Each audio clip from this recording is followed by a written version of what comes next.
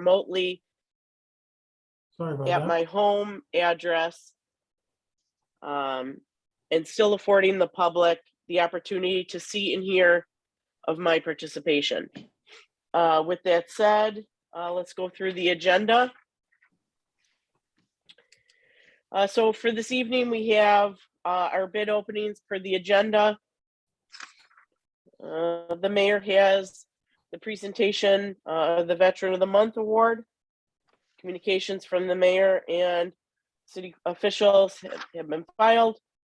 Let's go through the resolutions. On the minutes. Who'd like them? I'll take them. Milam. Mr. Milam, Yes. any questions on that? All right. The bills. Who'd like them? You want to take them this time? Sure, I'll take it, Madam All President. right, Mr. Nocera. Do we have any questions on the bills? I did not have any this month. No, I had a chance to review them remotely at home from Mr. Reese's email, and I do not. Okay. All right, then next we have the special event application for this LaSalle Yacht Club for the Red Flannel Cruise. Who'd like that? I'll take it, Madam Mr. President. Leonard? Or- Do we have any questions on that? No? Okay. No? Nope.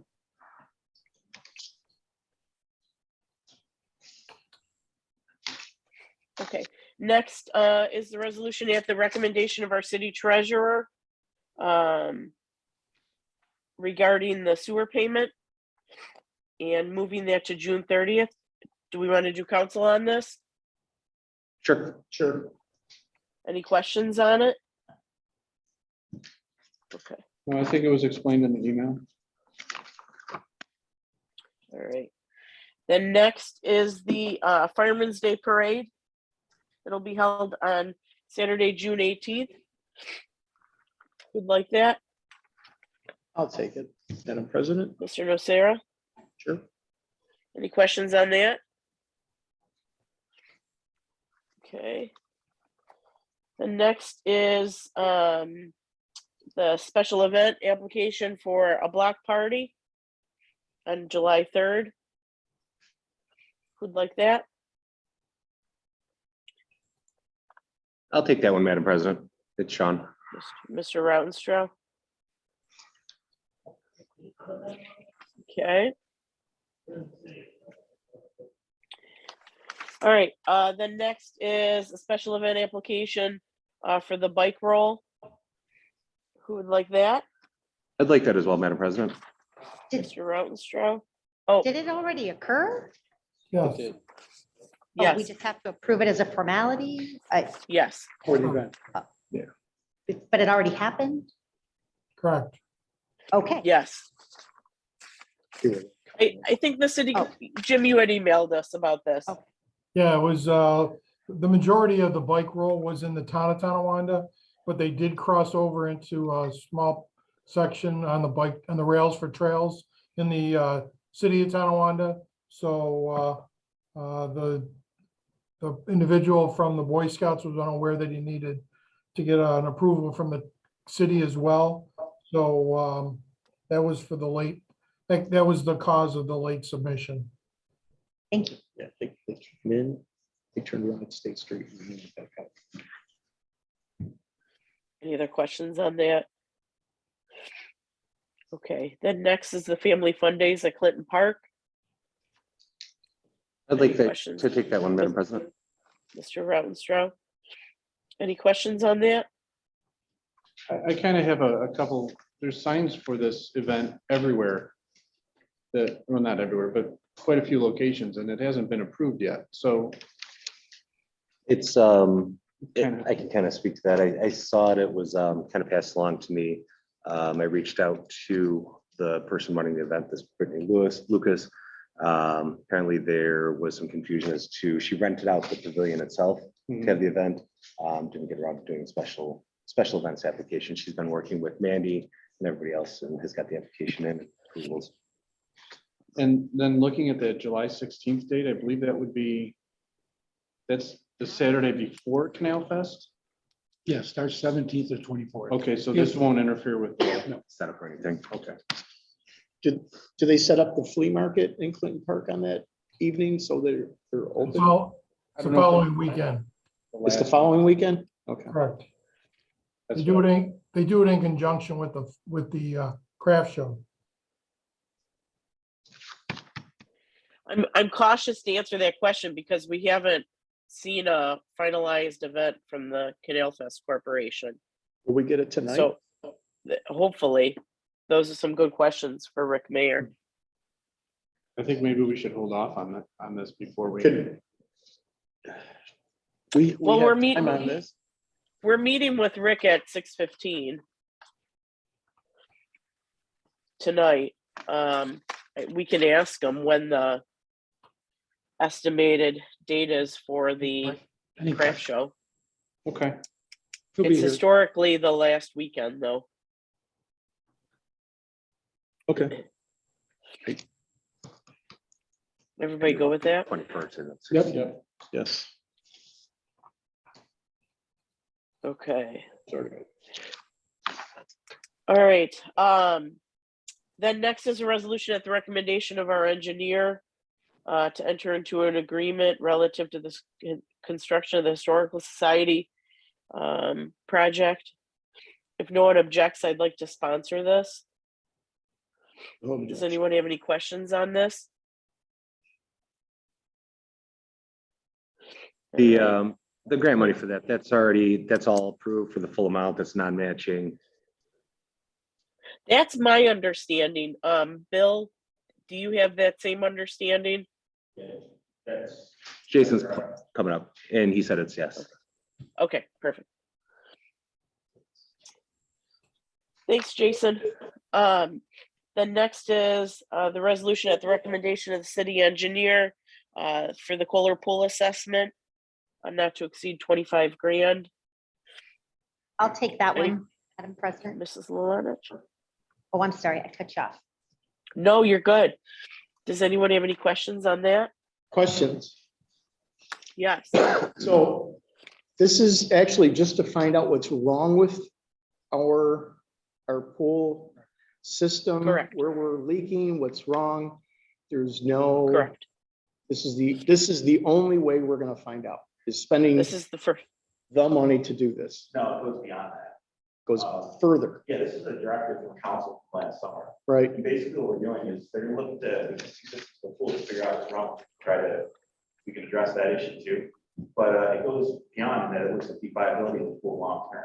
So this also does a demographic study, an economic study. We're looking at multiple options to replace the splash pad with, or the wading pool with splash pad, or possibly replacing the main pool itself with a splash pad. It also includes an evaluation of the Kohler Youth Center and bathhouse facility. It's combined with the additions. So it's going to look at the mechanical systems in there as well and see what kind of longevity we have out of that. So we're actually getting a 5,000 foot look down on this. It could be a project down the road where more construction is going to be done, replacement, rather than just repairs and Band-Aids and. Yeah, what my goal was, and what I specified in the RFP is that we want to have it family, we're going to keep it full, that very well might happen. We won't know what the recommendation study is, we'll get it obviously. But assuming we're going to keep the pool the way things are, I think that we still should have an idea of what our major capital expenses are coming up. So we looked at the systems and we, in the RFP, I requested that they put together a list of improvements that are going to be need to be made in an order that they think they're going to come in, along with the cost estimates. We can try to get a handle on it, maybe get some of this stuff into a 5-year capital plan, so that we aren't constantly reacting. It failed. Now we got to find money for stuff. So that's part of it as well. One of the things I didn't anticipate, they came in and talked to us ahead of time. They're gonna expand on the public component as well, so it's not just gonna be consultants coming in, saying this makes the most sense financially. They'll make that recommendation, but they're also gonna reach out to the public, put together some surveys and a public hearing as well. So we can hear what citizens want. Sometimes it's not necessarily black and white, is this makes more financial sense than this does. If you don't have the community support to go forward, it doesn't really take much time. And on top of that, I don't know how much this part of the project is going to be formalized, but because they have a lot of experience doing these programs throughout the country, they really had some pretty neat ideas of programming opportunities that we can do at the pool as well to kind of increase interest in this pool. So that again wasn't a formal part of the RFP, but it's kind of something that they brought in. Quite frankly, yeah, I never considered it.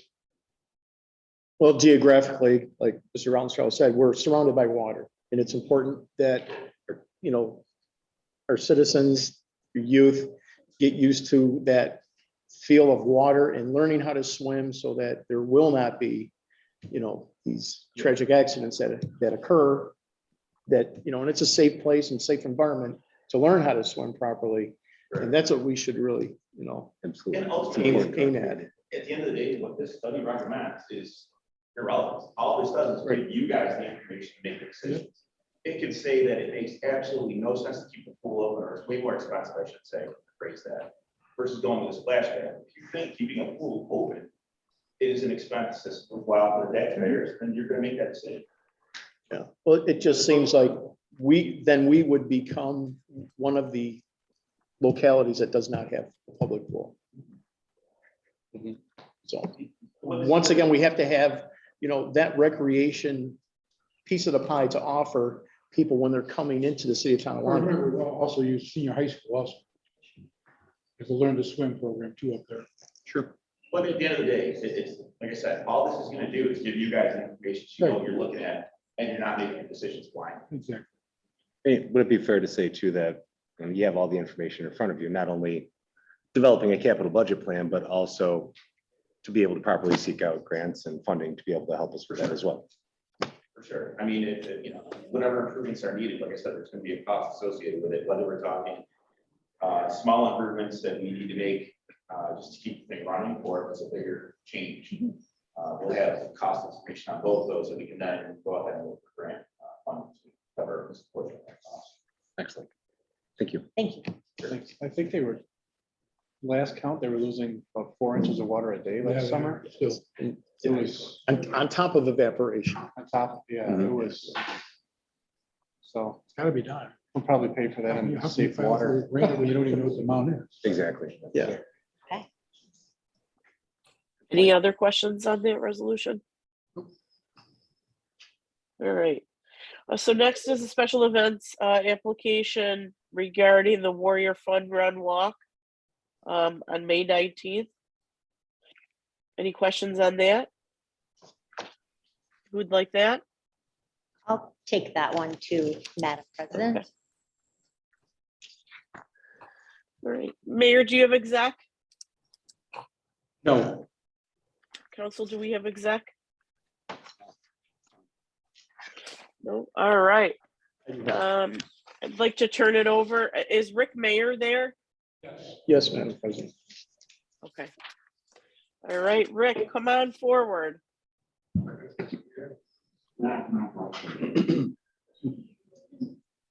Hey, guys.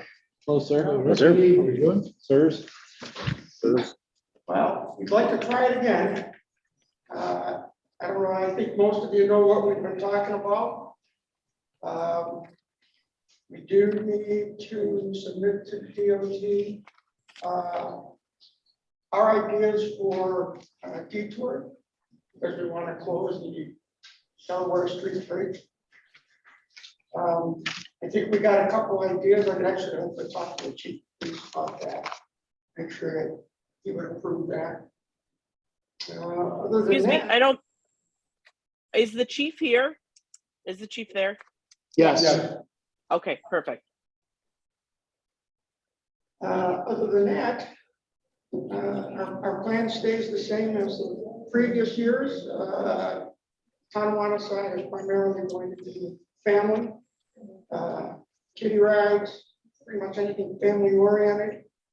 Adult rides or whatever you want to call it, teen rides will be in North Tonawanda on Main Street. What am I missing?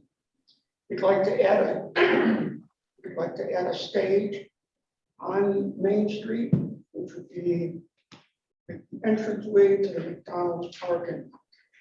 I've been in contact with Benderson, have not heard back from them, but I'm fairly confident with the permission to tie that up. We can put it on his property. We would like to use the new shelter over there to do, canal district kind of stuff. Got some folks that might be willing to come in from Lockport and talk about the locks, that kind of stuff, educational stuff. We got a couple new things going on this year. We got a blacksmith coming in to do demonstrations. Hope to do what's called a frisbee golf, a disc golf tournament, and that would be held over in North Tonawanda. What else we got going? Biggest thing is going to rides and the MTs. Yeah, Where would the rides be? Would they be on Main Street? Main Street. Yeah. MTs are to give us to a ballpark and the DOT told us we don't need permission to close the street. We just need to I can't hear it. Excuse me. And where would you guys have the midway then? Jenna's having a hard Can time you hearing. use Can you that speak I into the I microphone? can't hear. I can't hear Pete. Madam President, would it be advantageous if they want to sit next to the mayor? They can, yes, absolutely. If they could take Jenna's seat this way, we'd get better reception in the voice. can't hear a word. Sorry, Sorry, guys. You're more than welcome to sit over here so they can hear you. Or if you want to push this mic up, you can talk. Okay. The plan is to bring what was the King land down at that in the city up here on Niagara Street. Take what was on Niagara Street, move it on to Main Street, no follow on. The only thing is, you're talking rides in the city. The only area we got is between Sweeney between Seymour and Main Street in front of the old McDonald's. That's a new paved area. You can't have large. No. Were you talking about rides on our side then? For the adult rides, You said a small amount of rides will be on the city Tonawanda side. That ride, that area I gave you is the only between the Seymour and Main is the only area that you got left. So my suggestion is don't put large stakes. so they're not. Because we can't put nothing in the ground. One thing about Porky, he's been in the business a long time. He knows how to do it without damage. And he does cover any damage he does create. Right. Yeah, he's done that forever. That was a concern of North Tonawanda. And I can't hear Pete. that was a concern of North Tonawanda, driving stakes and pavement. Yes, And we had to get a whole ride operator at the, while we were at the city council meeting, and he assured them that they don't use stakes into the ground. very good. When you're talking about closing Main Street, where have you guys determined, or is that something you're working on? If it's been approved by the DOT, where is truck traffic going to be rerouted to? That's what we're working on now. They didn't like my first proposal, and we have to sit with the police chief to come up with an alternative. Gotcha. I recall talks in the past about closing that. There's talks about rerouting all the way back to Nocky Street and running them through our city that way. So I just would like to know that plan before everything moves forward. There's a little bit less of the bigger rides and stuff on our side of the city, but I just don't want our city to be faced with an abundance of traffic from truck traffic as well. Just so you know, I work in trucking. Sure.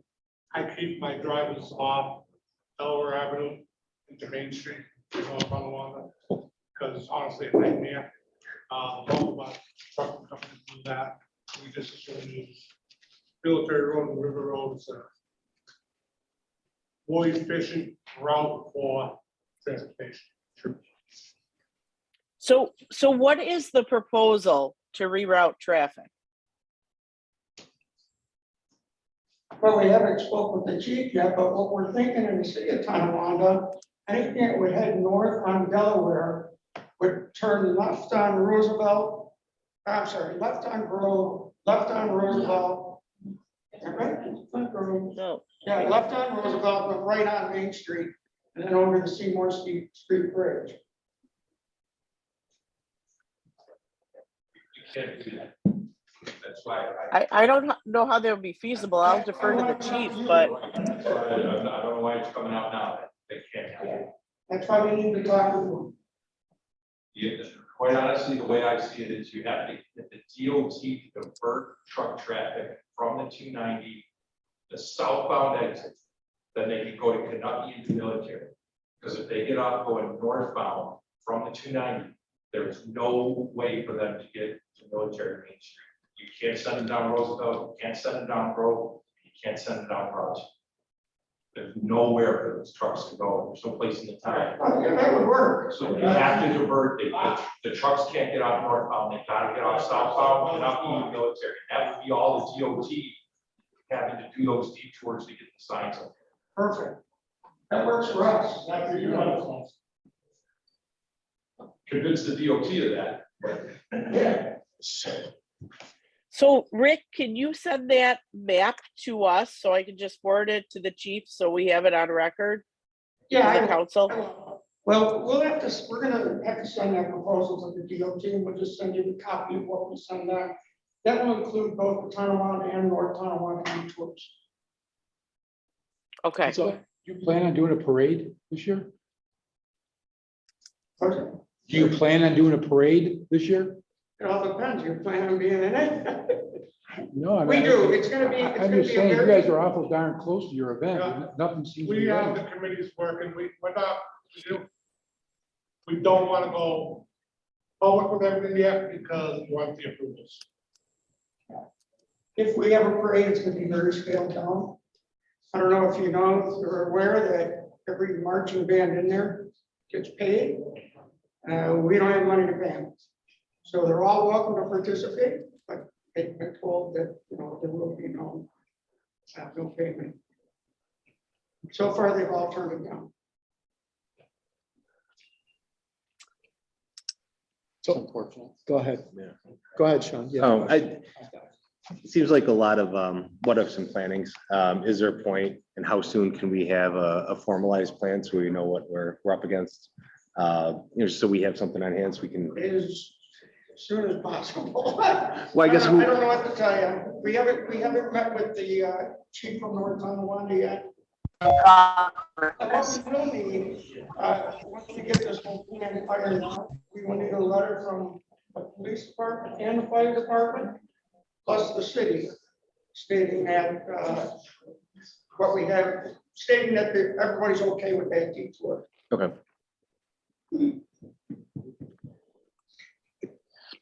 Just going back to truck traffic being detoured, what would define, are we defining a truck traffic as a large tractor trailer? Or are we going down to like local delivery trucks, furniture delivery trucks?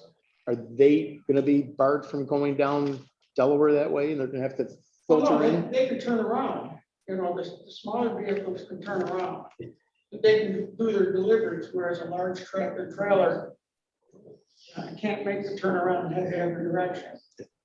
If I make my delivery, for example, at Walgreens, I'm able to go down there with tractor trailer. My driver would have to come back up to Kanaki. If he was going to Snowdon. This is the first year we're gonna have to do something like that, right? Yeah. Yeah. Yes. It was suggested a few years back, but it never happened. They never closed Main Street in North Tonawanda. They never agreed to it. Right.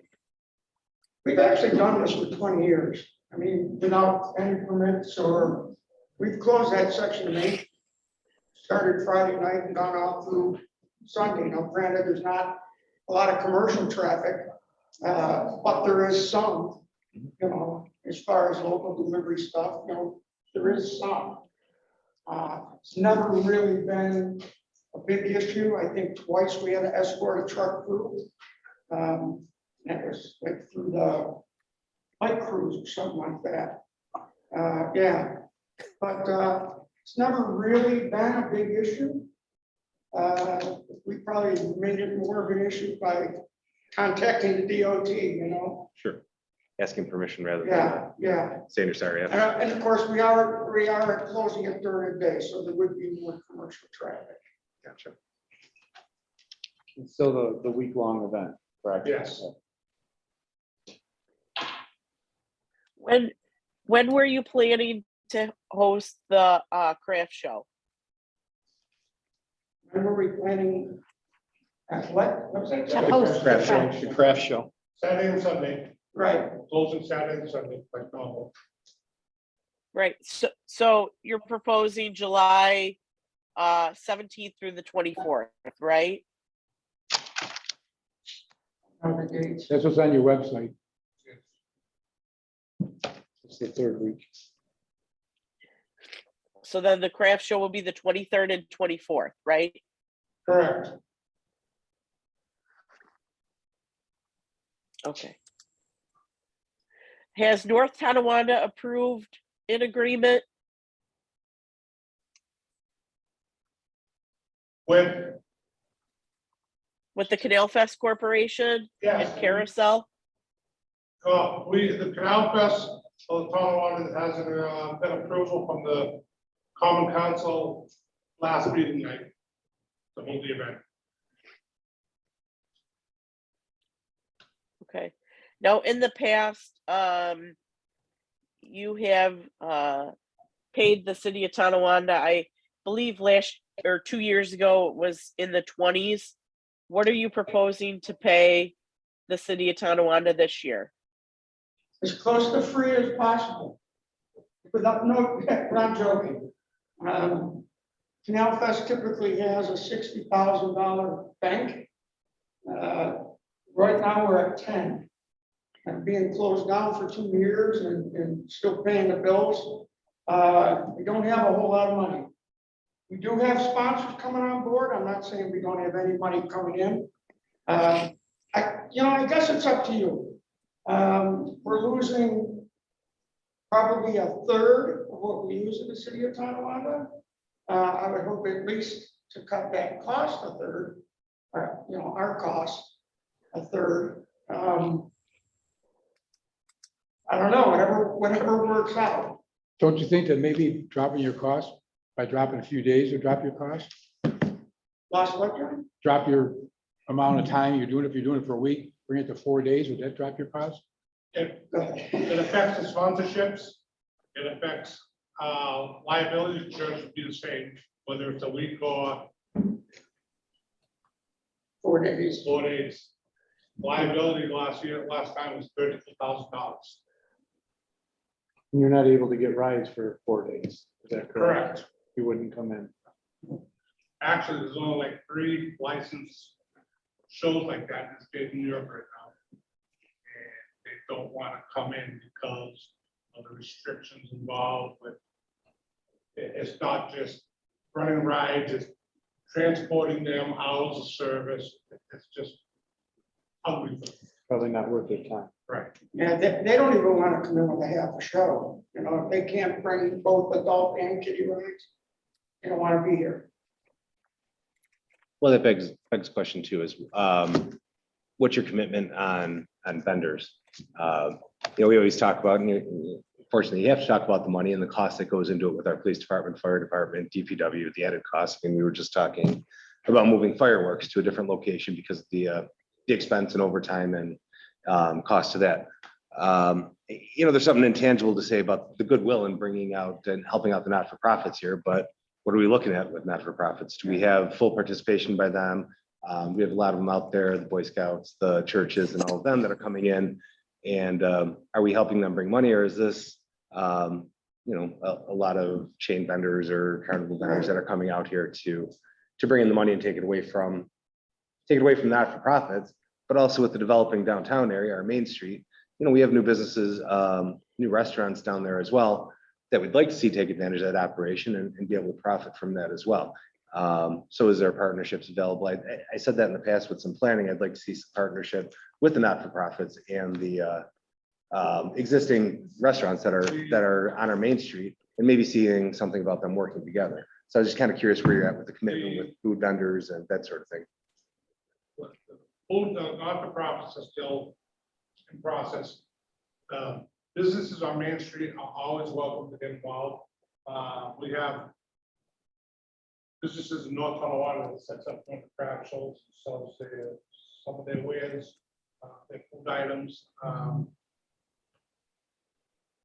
It's a great weekend for them. They make money. I know all of the nighttime establishments thrive for accountants. Sure. It's a good thing for, we went to, we have Rick at Communications, some of the downtown merchants offices, and they haven't given us any pushback. And where will the, I mean, given that we have Canal Street and that building up there, is that still the same location they're looking to go to, or do they have a different location for the food vendors? I'm sorry, what was the question? The food vendors had generally been along Canal, where our Canal Street is now, the party Oh, outfit that's been okay. developed. Well, Where, not as many there as you would think. Mhm. You know, some of those are Corky's people. yeah, We actually, last year, we actually measured that out. So on the west side of Main Street, the nonprofits would go all the way down to, they would be actually facing Mooney's. Mhm. On the Mooney's side of the street, they actually stop a little short of Mooney's. Also, we have fewer vendors. We've had a couple of organizations that have bought out at least for a year. So that'll leave us more space. We're really not asking for more space on Main Street than we've ever used before. The difference is, instead of the National Guard being here, we're gonna have our people there. Instead of that, I think it was a cannoli trailer, it's gonna be our people. So we're really not asking for any more space. And on the other side, we've always had trailers on the other side. We've always had sure. almost the same amount of space that we're asking for. When you're saying our people, you're talking about the sponsors, the food vendors. Yes, the yeah, not-for-profits. nonprofits, Okay. yeah. So just to piggyback on Sean's theme of questioning there, are you going to be giving preference to our people, our nonprofits over the Corky's? Always. Trailers? They always do, always are. So if someone comes in late, like a church group comes in late and they say, we want to have a booth or a spot, and it takes to moving one of It all Corky's depends what- trailers out of the way, well, then Yeah. it all depends. It's They come in yes the or, week before, it- sorry, guy. well, it doesn't seem like you're committed on having them move if it's, But well, it all it's depends. It's all pre-planned already. We already know where they're going. Corky has only requested 2 trailers over there. That's it. I think because of Canal Street, it displaces, like you said, not as many as you think, but it does displace a lot of nonprofit vendors from the city of Tonawanda someplace else. So you've made accommodations in your footprint planning for those. We have plenty of room for nonprofit. Okay, so we won't hear of anybody that's getting pushed out because of carnival operators. Absolutely not. Cotton candy trailer is No, gonna no, no, displace them. no, no. We've always said it's our Canal Fest, not Corky's. Well, Corky is I don't know. awesome guy to work with. He's very accommodating. He really is. I don't know if this was answered already, but how many vendors do you have a commitment from? That was gonna be my next. I would have The to, membership committee is working on that. I do not have that firm number. Ballpark? Do you have a ballpark? 10? well, we don't know for sure until they mail their contracts back, and the contracts have been mailed out. When And when are they due by? Yeah. We usually have contracts back by May. We haven't sent, we held off on sending them out because we're waiting for city approvals. It's costly to have all that printing done and mail them out. Is the footprint that you agreed on and approved, Mr. Mayor, is that pretty much set? And that's it, right? Well, you know, what concerns me is the fact that we're still gonna have overtime for the fire department, for the police department, for EMS, we're gonna have still have overtime. Even if you scale down, we're still gonna have the same overtime. So our cost is still gonna be there. So I'm kind of curious to wait to see what you come up with. Then we sit down with our department heads and then we get our costs together, then we can talk. It just seems like everything's so late. We're almost there. And it's pretty I scary. agree. I mean, I sat down with you and our council president, and in January, we sat down at the bar at 2 Mile Creek in January, knowing that Main Street would need to be occupied by your vendors for the Canal Fest. And now I'm finding out that, when did you actually file for the permits? Nothing has changed in the city of Tonawanda. Not one thing has changed since we spoke, except for we have to get the detour. Okay, but as long as you understand, we can't make a decision until we see what you are offering and put to where. And then we can figure out from our department heads, Bill, what type of overtime are we gonna need to make this happen? I mean, we'd be foolish to even sign something without looking at what it's gonna cost us. We're not asking you to make a decision tonight, John. No, I'm not saying that. I'm saying we're late. You're behind the 8 ball. Right. You are, there's no doubt. We've seen proposals in the past. Actually, last year, summer, we were gonna try something. Right. And they put together a proposal, and it was awesome. I mean, we did that. Right. We're not denying it. It costs money. Right. But I think if you take a look at it, you're gonna have half the amount of garbage. You're gonna have, you don't need 10 police on campus, you're gonna need 5, and I'm just throwing out numbers. You're not gonna have the teams gathering over in the kiddie rides. That'll never happen. There's gonna be a lot different. It's gonna be a lot different. Are the operating hours going to change? I'm sorry, what? The operating hours? Are we closing at 10 o'clock? One night we'd like to stay open until 11, only because we want to do a movie night, and it doesn't get dark until after 9 o'clock. I don't even care if the rides don't even have to stay open. I just want our vendors to be able to sell hamburgers till the movie's over. I'm always excited about Canal Fest for one reason, and that's for our not-for-profit organization. That's what they make their money for the whole year in that event. We've been on it for 2 years now, so now it's time for them to get back and help out. That's what I'm looking forward to. Well, and that's what Canal Fest is, the corporation is merely a group of nonprofit organizations. Right. Now, Rick, Yeah, Rick, I have a question about the 5K run. okay. Can you talk to the council about the run and the map of the run? Because I have concerns about that, and I'd actually like our chief to review that map. It's not an issue anymore. They've already announced that they're going to be running it in North Tonawanda.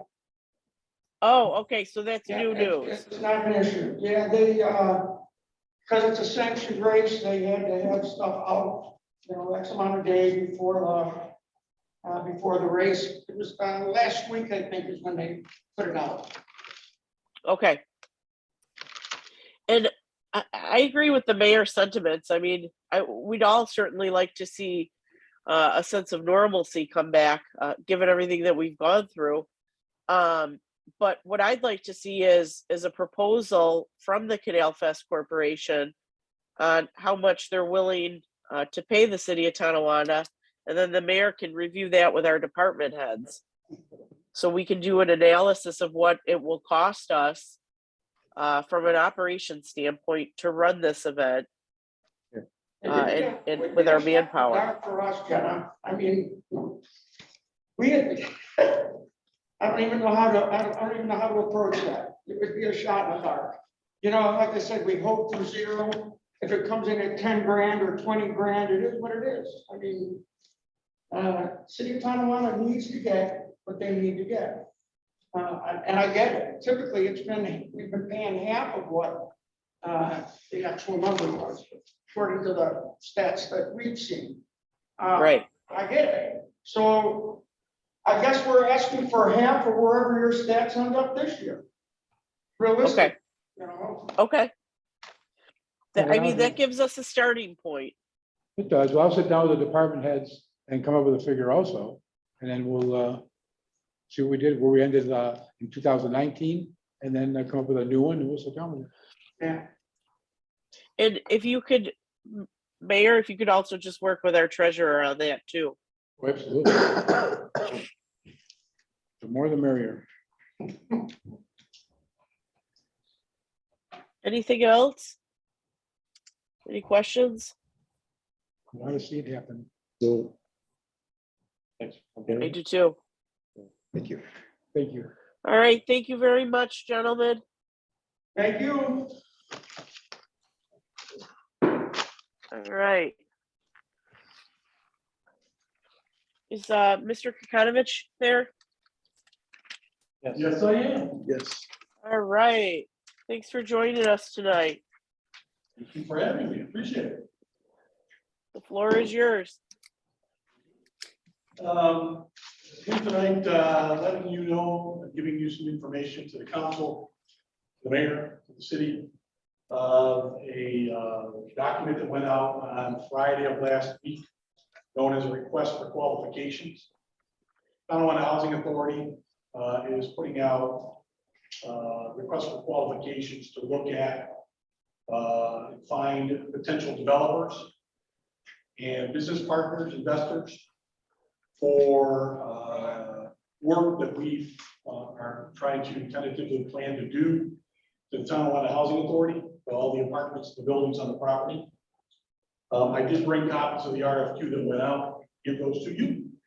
If you want them, I'll give it to you right now. So you have a copy of it. Thanks. You're welcome.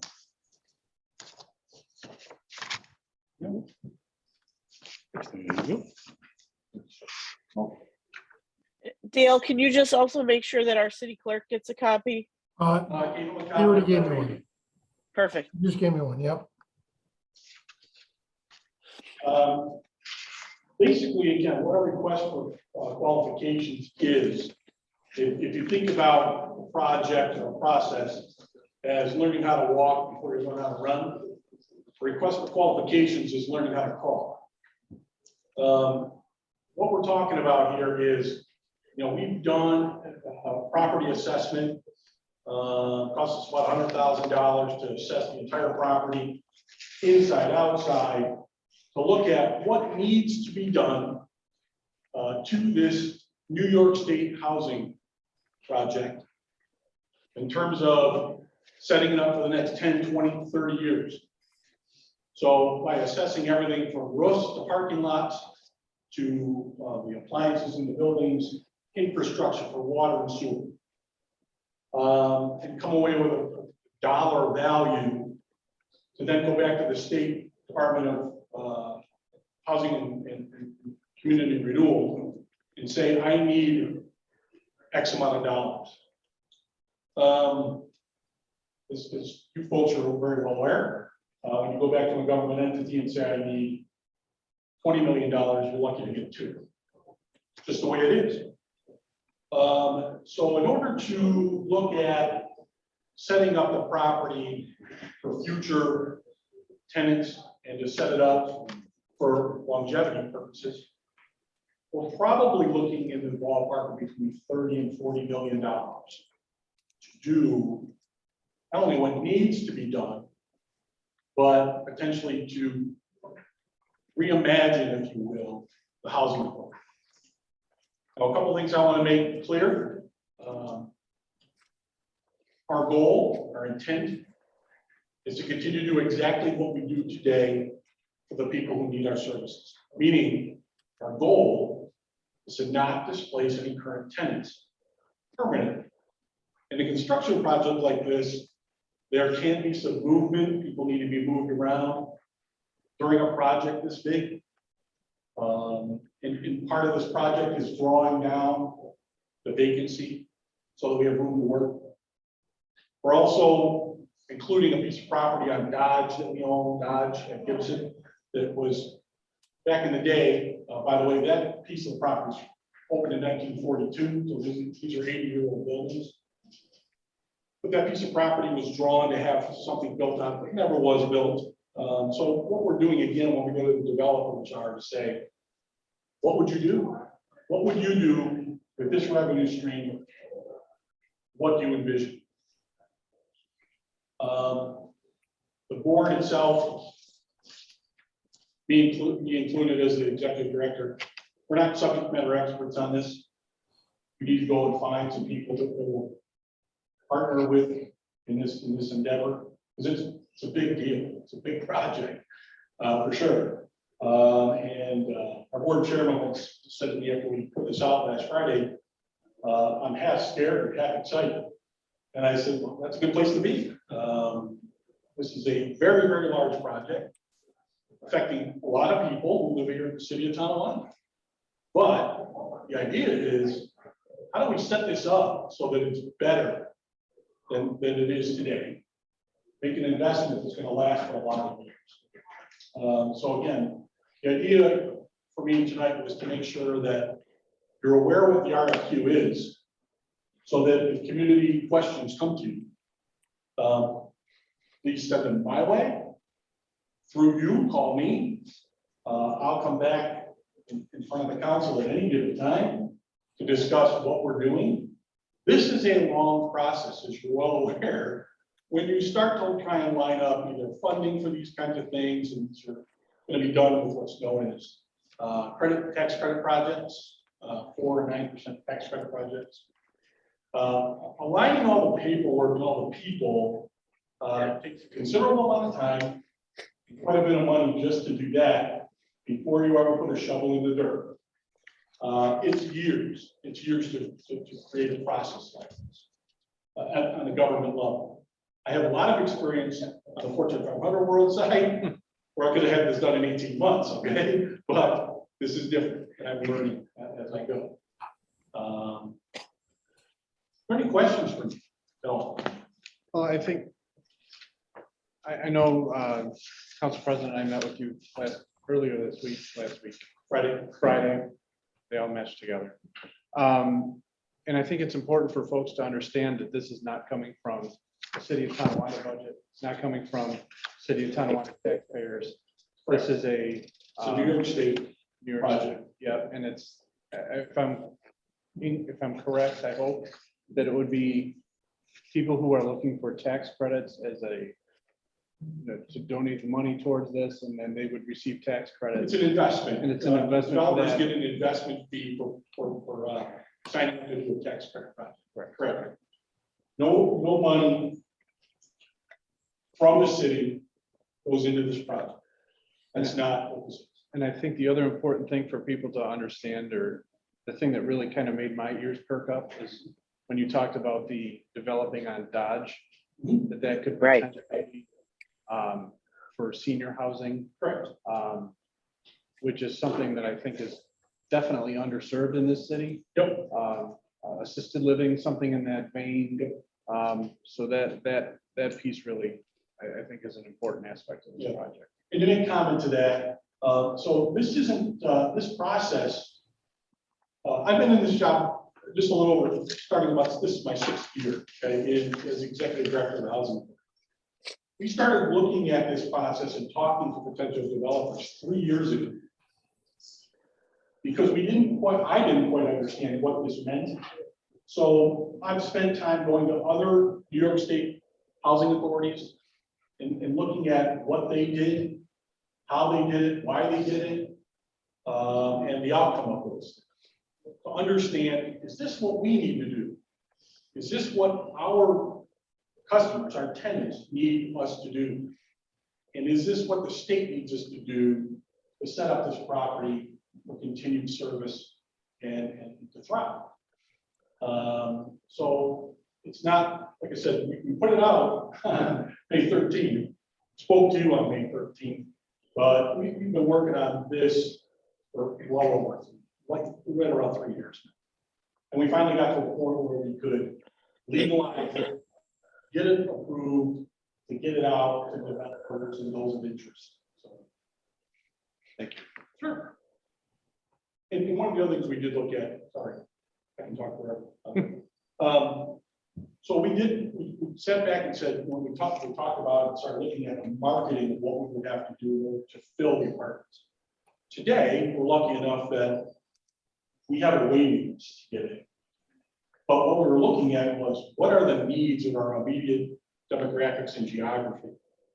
Without a doubt, senior living on one level, shape, way, form is underutilized and underserved, not underutilized, but underserved. One bedroom affordable housing is absolutely a national problem, which we share that same issue.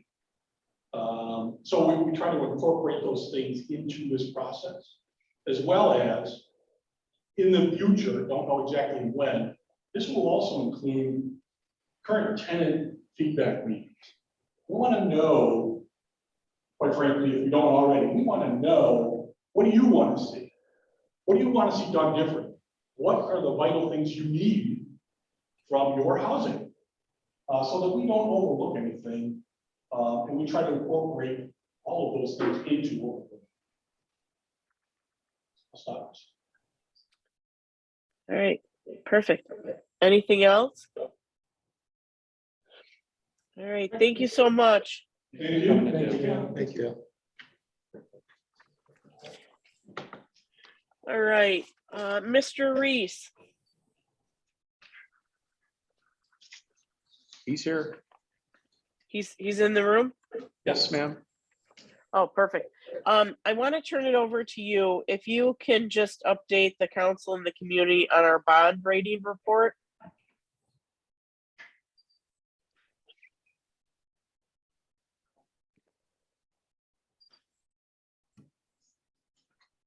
What I passed along last week with the bond rating report was, it's just kept our current bond rating stable.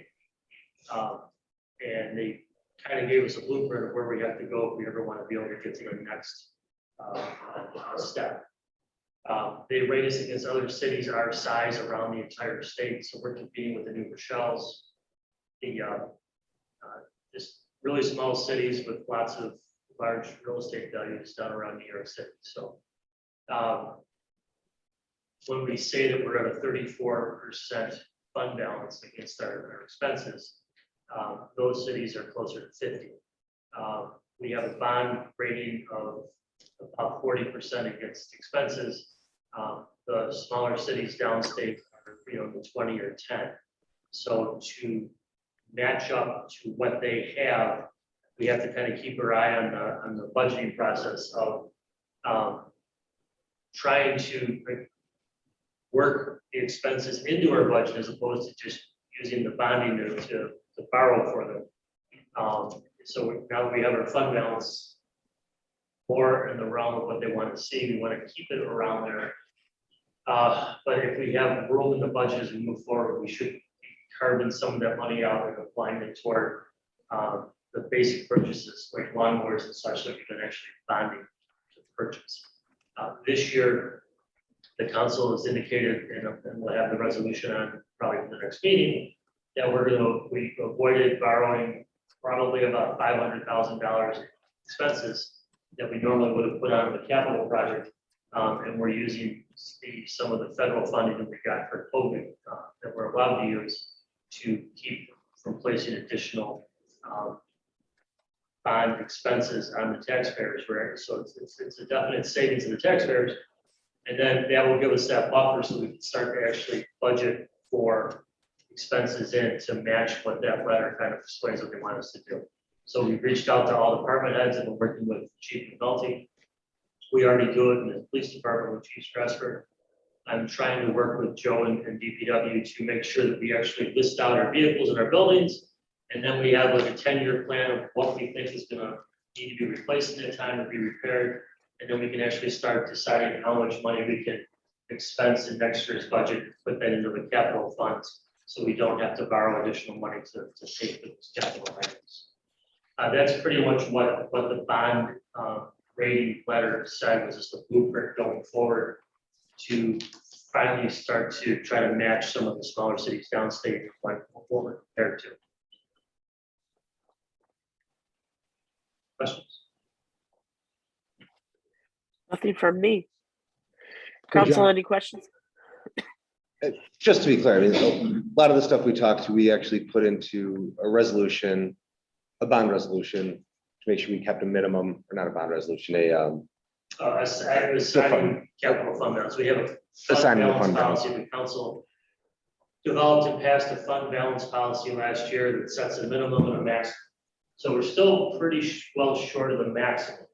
And when we hit the maximum, we have to start using those funds in our budget. So we can't build up to 100% fund balance. That's what they don't want to see. But in your fund balance policy, and that's another resolution I'll be passing along, but I'm going to be meeting with Treasurer. We have a fairly healthy fund balance, and we probably want to take some of that and assign for healthcare and for retirements. So we understand that our fund balance is up there, but some of that really we know is going to come back and haunt when the COVID stuff finally comes back next year and the year after. So we'll probably try to assign some of that, so we don't restrict it anymore, we assign it. And that would be the fund balance policy that the council passed last year. So within that constraints of what the council passed, you'll be receiving a resolution to assign certain portions of our unrestricted fund balance to specific categories, so we can bring that back in without changing or drawing down on fund balance, making it seem like we weren't prepared. This way you're saying ahead of time, we know we'll be using some of the fund balance for these purposes, because we didn't spend it this year, and that's why the fund balance went up. So we'll be working on that also. So for example, the refurbishment of the ladder truck, where would that come from? What I'm hoping to do, and what I've been working with Chief McNulty on, is if we know that it's 3 years down the road and it's $200,000, for spitballing numbers, we're hoping to throw $65,000, $70,000 in the budget this year as a vehicle repair expense. That money will actually get transferred to the capital budget like we would our bond funds, but it will come out of our city tax revenue, as opposed to borrowing additional money and causing additional expense down the road. We'll actually expense it ahead of time, preparing for what we know is coming. So we can't prepare for every instance, but if we know that a car is only good for 10 years, let's start planning for that 10th year. If we know that we need a Rescue 6 for the command car, or if we know that the ladder truck is going to require an extensive refurbishment, let's start building that in. We won't be able to build all of them because we should have started this a while ago. But hopefully we'll get into a rhythm where we know we're setting aside $100,000 a year to be ready to buy that equipment when it comes up. So again, we can start bringing down that debt load, which will help us in the future of raising our bond rate, which again goes back to that bond letter that I shared with the council. But you and the chief are working on that. We discussed it a couple times a week. He's been very good. It's a little bit to swallow, and it's a little hard to get up to speed, but he's working very hard. Comes in and asks a lot of questions, and I'm hoping that we'll have some base numbers, and when we do, I'm sure we'll involve you, Councilmember Fireman, to talk about it as far as the liaisons, and we'll have some of that in our public hearings. We do the citizens roundtable too, so they can see what we're doing, but we'll keep the entire council involved in that. But right now, we're just trying to walk through, because it's new, we're trying to actually make it so it makes sense to everyone when we lay it out. So first, we have to get all the vehicles lines and kind of get an Excel sheet. So we'll probably be sharing the raw numbers with you to get some ideas, but we will have that before the budget. The chief and I know we have to have it by August 20th to be ready for the budget process. So I fully expect that the mayor will have those numbers when we sit down and work on the mayor's proposed budget, and we'll have good answers for the council when the council reviews the mayor's budget, and hopefully they can be part of it beforehand, so they know what's coming. We don't want to blindside the council when we get it on October 1st. Hopefully you'll be seeing what we're doing to build it as we move. Thank you. All right. Thank you very much, Mr. Reese. Anything before we go into our formal session? Anything for around the room?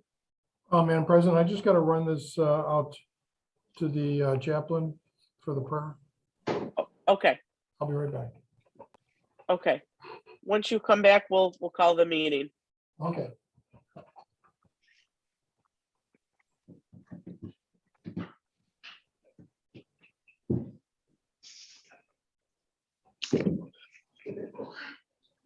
So council, if there's a resident there that wants to speak to us, if someone can just give me a heads up so I know that someone's at the mic or, No one so far. Sure thing. no, well, when we call for any public comments. Yes. Absolutely. Yes. Cost. We'll do it.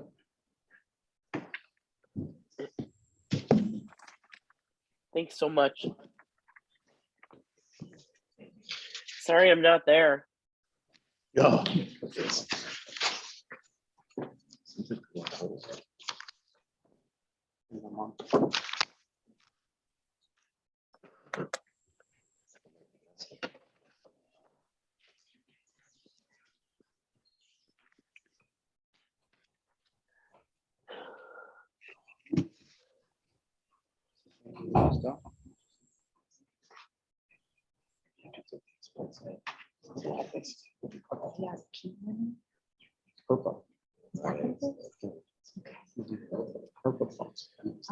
Great.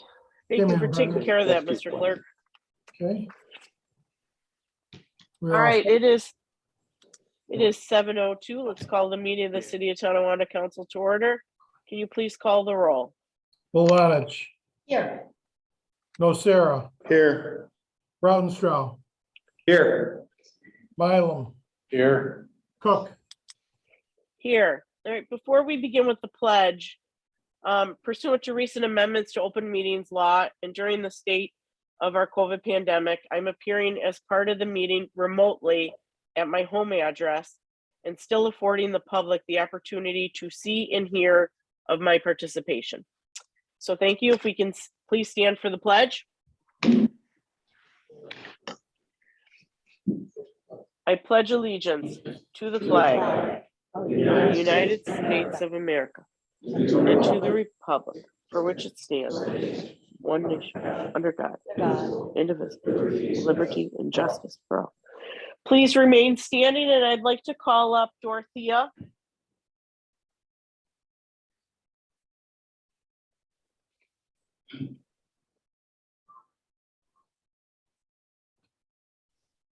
Good evening, everyone.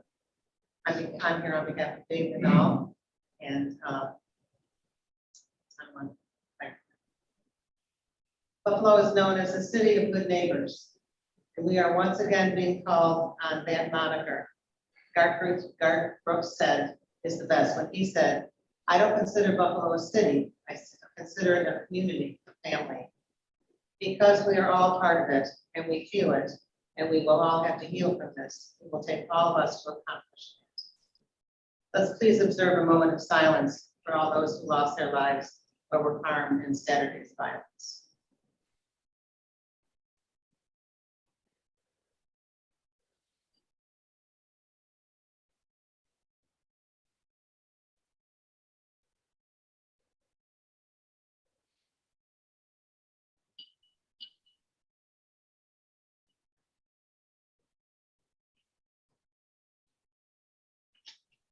Hear now these words from God's holy word. Psalm 37. Don't be upset by evildoers or envious of those who do wrong, for soon they will wither like grass and fade like green in the fields. Trust in the Lord your God and do good. Settle in the land and feed on faithfulness. Then you will delight yourself in the Lord, and he will give you your heart's desire. Let us pray. Gracious God, we come to you and we ask that you embrace us and guide us as we attempt to make good decisions for all of us in the community of the city of Tonawanda. On a larger scale, we ask that you give all of those affected by the recent tragedy some measure of comfort and peace. We may never understand what makes these things happen, but we know that with your help and our love and compassion for each other, we can eliminate them and make this a better world to live in. We are humbled by your greatness and request that you be with all of us and lead us towards a better tomorrow and a better world. All these things we ask and pray in the name of your Son. Amen. Thank you. You may be seated.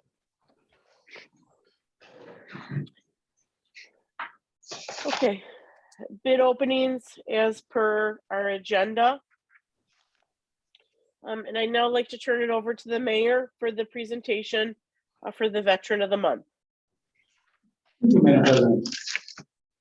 This month, we recognize Veteran of the Month, Gifford Peck. Gifford Peck was service in the U.S. Army, ranked as sergeant. 38 years he served, honorable discharge at retirement. He worked at the Connecticut Street Armory and the Tonawanda Armory in the city of Tonawanda. His 38 years of service is there. He earned a Bronze Star, the Operation Broomfrost, and Alaska in 1986. He was also part of the National Army Guard at the prison riots in 1971.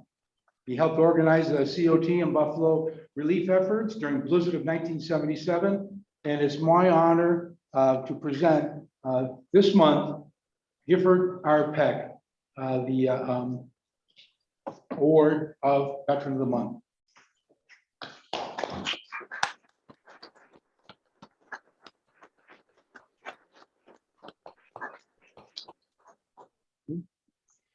Mayor, is there someone there to take a picture? Yes, Okay, perfect. Mr. Fisher will provide that. Oh, great.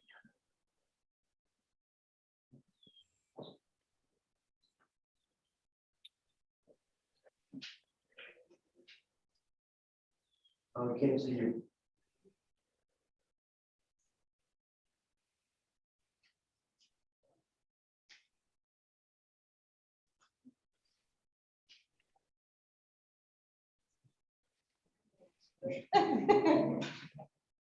I just want to thank you guys very much. My dad, born and raised in Tonawanda, passed away a year and a half ago, and I can't thank you guys enough for this. I appreciate it. Thank you so much. Thank you. Thank you. Thank you.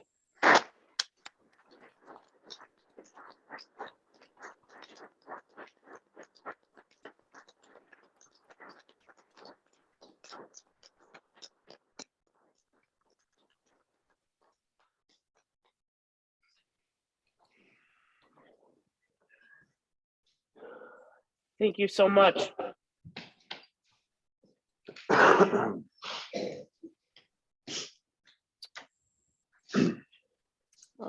Moving on with our agenda, communications from the mayor have been ordered and filed. Communications from city officials and correspondents have also been ordered and filed. At this time, we'll take comments by the public on the resolutions. For those that are joining virtually, there is a spot for you to raise your hand if you wish to address the council virtually. For those that are in person, please feel free to approach the microphone.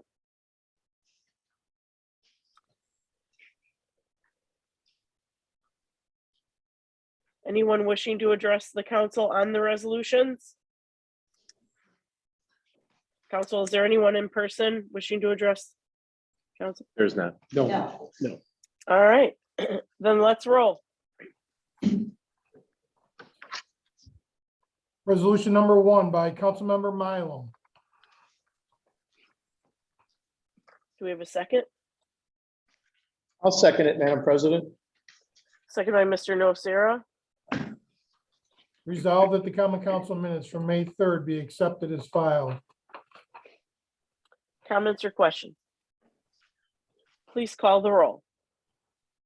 Lulanich, Aye. Nocera, Aye. Rautenstrau, Aye. Mylum, Aye. Cook. I declare the resolution adopted. Resolution number 2 by Councilmember Nocera. Do we have a second? I'll take it, Madam President. Second by Mr. Mylum.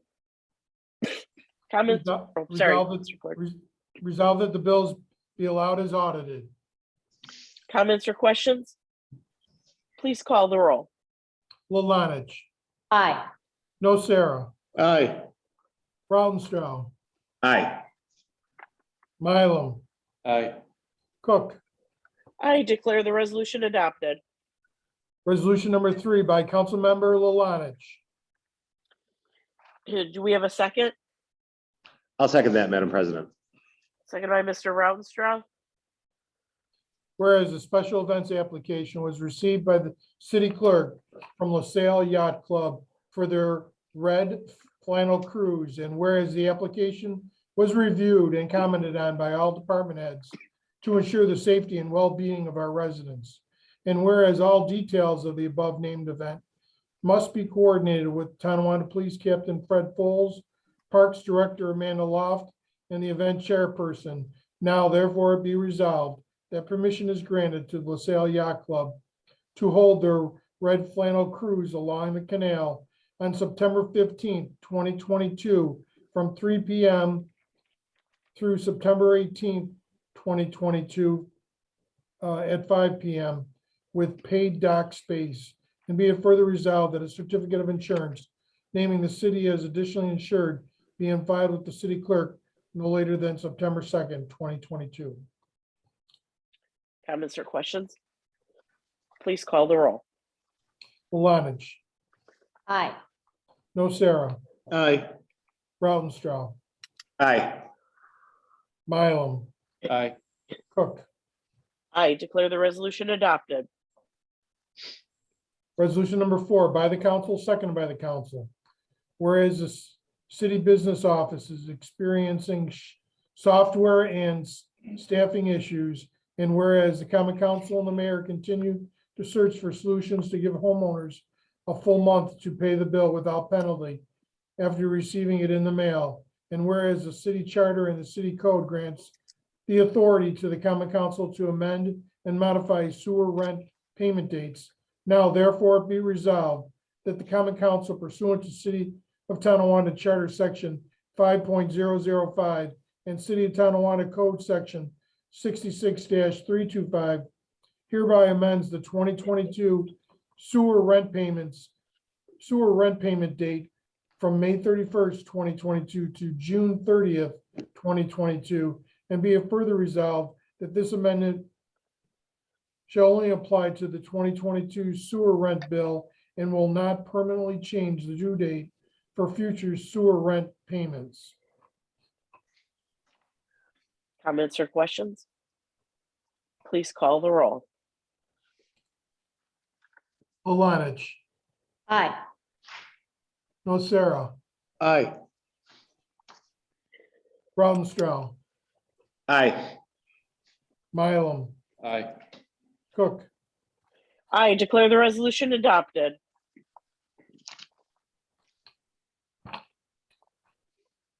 Resolution number 5 by Councilmember Nocera.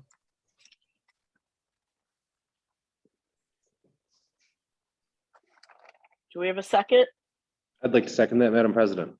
Second by Sean. Mr. Rautenstrau. Resolved that the annual Fireman's Day Parade will be held on Saturday, June 18th, 2022 at 12 p.m. And be it further resolved that the parade start at William and Fletcher Streets in Tonawanda and disband at Main and Goundry Streets in North Tonawanda, with companies marching back to Tonawanda on Main Street through North Tonawanda, into Tonawanda, onto Delaware Street and back to their respective companies. Comments or questions? Please call the roll. Palanich, Aye. Nocera, Aye. Rautenstrau, Aye. Mylum, Aye. Cook. I declare the resolution adopted. Resolution number 6 by Councilmember Rautenstrau. I will second. I'll second that. Oh, Mr. Nocera, you second? Yes, Madam President. Okay, Mr. Nocera. Seconded by Mr. Nocera. Resolved that the residents of Cook Street between Delaware and Dexter Street be permitted to conduct a block party on July 3rd, 2022 from 1 p.m. to 9 p.m. Comments or questions? Please call the roll. Palanich, Aye. Nocera, Aye. Rautenstrau, Aye. Mylum, Aye. Cook. I declare the resolution adopted. Resolution number 7 by Councilmember Rautenstrau. Do we have a second? I'll take it, Madam President. second by Mr. Mylum. Whereas a special events application was received by the city clerk on May 9th, 2022 from Daniel Dalkey of the Boy Scouts to conduct a bike roll partly in the city of Tonawanda on a section of the Rails to Trails bike path on May 14th, 2022 from 2 p.m. to 3:30. And whereas the application was reviewed and commented on by all appropriate department heads to ensure the safety and well-being of our residents. And whereas the city clerk polled the mayor, common council for approval of this event due to the late submission. Now therefore be resolved that permission was granted to the Boy Scouts to conduct their bike roll on May 14th, 2022 from 2 p.m. to 3:30 p.m. And the said event was coordinated with Parks and Recs Director Amanda Loft and Captain Frederick Foles. Comments or questions? Please call the roll. Malanich, Aye. Nocera, Aye. Rautenstrau, Aye. Mylum, Aye. Cook.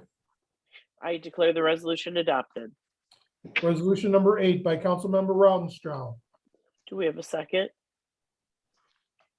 I'll take that one, Madam President. Second by Mrs. Lalanich. Whereas a special events application was received by the city clerk from Brittany Lucas to conduct family fun days at Clinton Park on May 21st, June 4th, and July 16th, 2022 from 8 a.m. to 5 p.m. And whereas the application was reviewed and commented on by all appropriate department heads to ensure safety and well-being of our said residents. And whereas all details of the named event must be coordinated with Captain Frederick Foles of the Police Department, Amanda Loft, Director of Parks and Recreation, and the event chairperson. Now therefore be resolved that permission is granted to Brittany Lucas to hold the family fun days at Clinton Park on May 21st, June 4th, and July 16th, 2022 from 8 a.m. to 5 p.m. And be it further resolved that a certificate of insurance naming the city Tonawanda as additionally insured is filed with the city clerk no later than May 20th, 2022. Comments or questions? Please call the roll. Malanich, Aye. Nocera, Aye. Rautenstrau, Aye. Mylum, Aye. Cook. I declare the resolution adopted. Resolution 9 by Council President Cook. Do we have a second? I'll take it, Madam President. Second by Mr. Mylum. Resolved that the recommendation of the city engineer, Jason J. Lamonaco, P.E., that the common council authorizes and directs Mayor John White to enter the city of Tonawanda into an agreement with 34 Group, Inc. for construction of the Historical Society of the Tonawanda Museum accessibility project at a cost not to exceed $238,850. Funding fiscal impact, $238,850 is from the DASNY grant. Any comments or questions? Please call the roll. Malanich, Aye. Nocera, Aye. Rautenstrau, Aye. Mylum, Aye. Cook. I declare the resolution adopted. Resolution number 10 by Councilmember Lalanich. Do we have a second? I'd like to second that, Madam President. Second by Mr. Rautenstrau. Resolved at the recommendation of the city engineer, Jason J. Lamonaco, P.E., that award of the contract for the Kohler Pool assessment be made to Brandstetters Carroll, Inc. at cost not to exceed $25,000. Funding fiscal impact, $25,000 from the 2022 general budget line 5020-212. Comments or questions? Please call the roll. Lulanich, Aye. Nocera, Aye. Rautenstrau, Aye. Mylum, Aye. Cook. I declare the resolution adopted. Resolution 11 by Councilmember Lulanich. I'd like to second this. Whereas the special events application was received by the city clerk from the Tonawanda Central PTSA for the Warrior Fun Run Walk for the block around Mullen School on May 19th, 2022, from 9:45 a.m. to 12 p.m. And whereas the application was reviewed and commented on by all appropriate department heads to ensure the safety and well-being of our residents. And whereas all details of the above named event must be coordinated with Captain Frederick Foles of the Police Department, Director, Parks Director Amanda Loft, and the event chairperson. Now therefore be resolved that permission is granted to the Tonawanda Central PTSA to hold their Warrior Fun Run / Walk on Thursday, May 19th, 2022, from 9:45 a.m. to 12 p.m. Comments or questions? Please call the roll. Lulanich, Aye. Nocera, Aye. Raudenstrau, Aye. Mylum, Aye. Cook. I declare the resolution adopted. At this time, we'll now take comments by the public following the resolutions. For those that are joining us remotely, there is a spot for you to raise your hand. Please do so. And for those that are joining us in person, please approach the microphone. Being approached by the microphone by Judge Casada. Thank you. Good Hey, evening. Judge. Evening, Judge.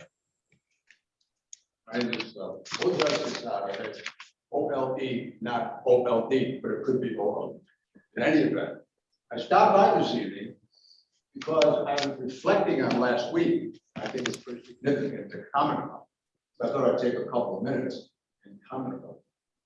Too often, throughout the 50 years I've been around here, people have come to these sessions and basically confronted with their elected officials and things sometimes don't go so well. Well, tonight I come to praise decisions, not to bury decisions. What am I talking about?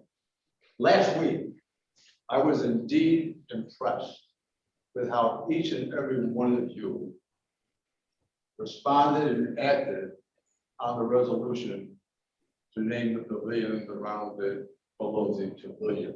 Now, why that's important? I'll tell you why that's important. Because it's not about a Democrat or a Republican. It's about a public servant.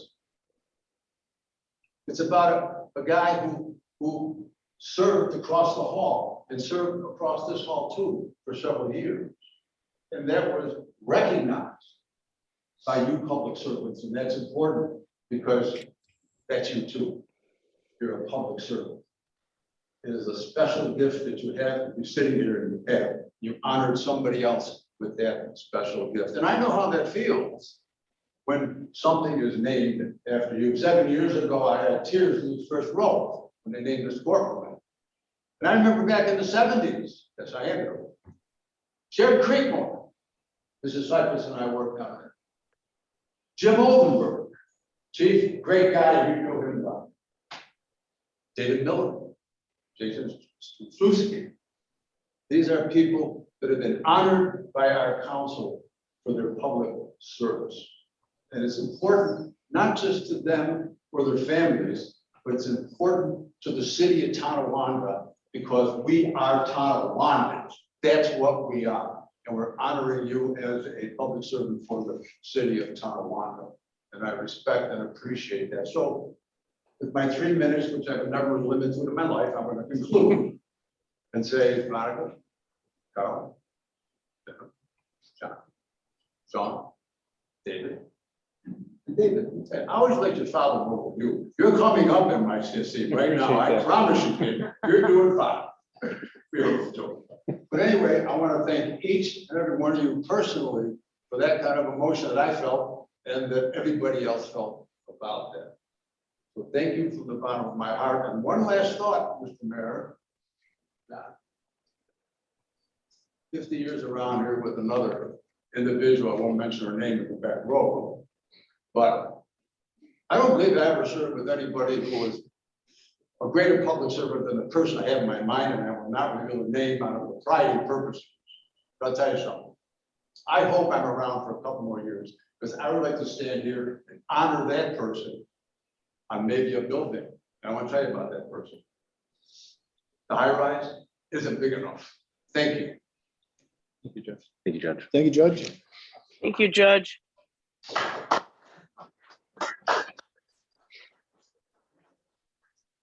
Any other comments? Yeah, it was 3.5 minutes.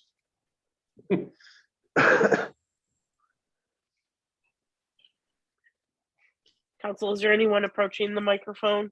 There's nobody approaching the microphone in the courtroom. Okay, Mrs. Lalanich. Oh, I would like to just call attention to, I guess, an event hosted by the Youth Bureau on June 3rd. It is a sports night at Tonawanda High School. It is a first attempt to a very one-nighter to bring back youth days. They're hoping to expand that to perhaps a full week in the coming years, but this is a one-night event from 7 p.m. to 9:30 p.m. And your admission ticket is a canned item or a non-perishable item.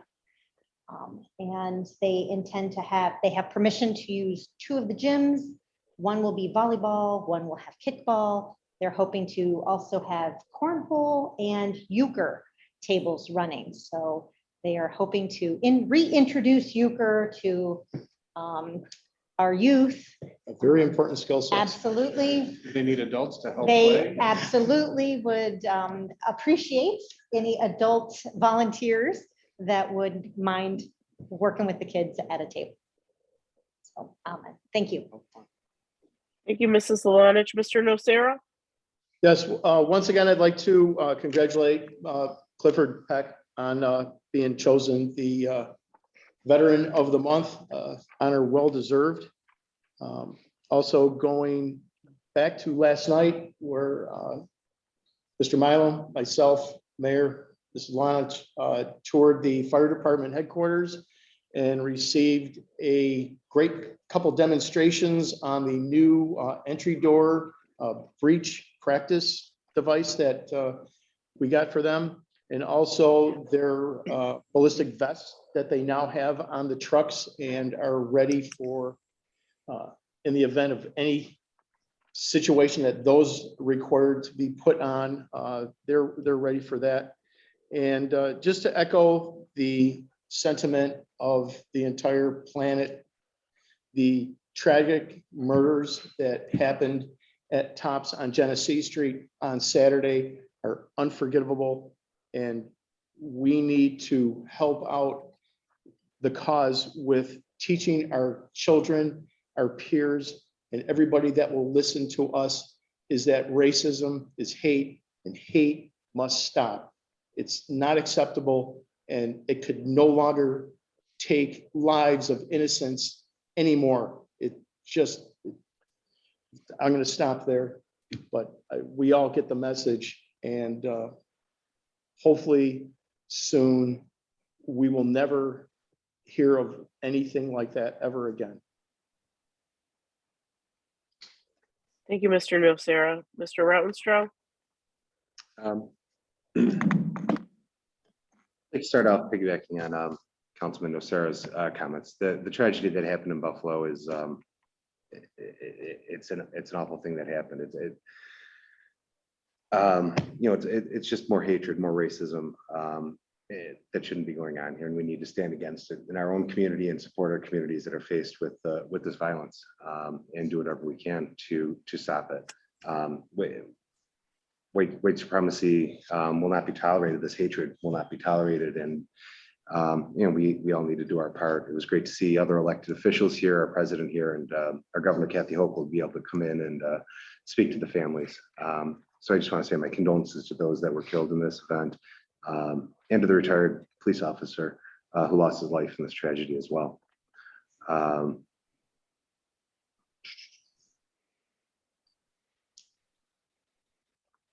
And really, that's all I have to comment on. I know we might have some other stuff to speak about and around the room. I'm going to pass it along. Thank you. Thank you, Mr. Brownstro.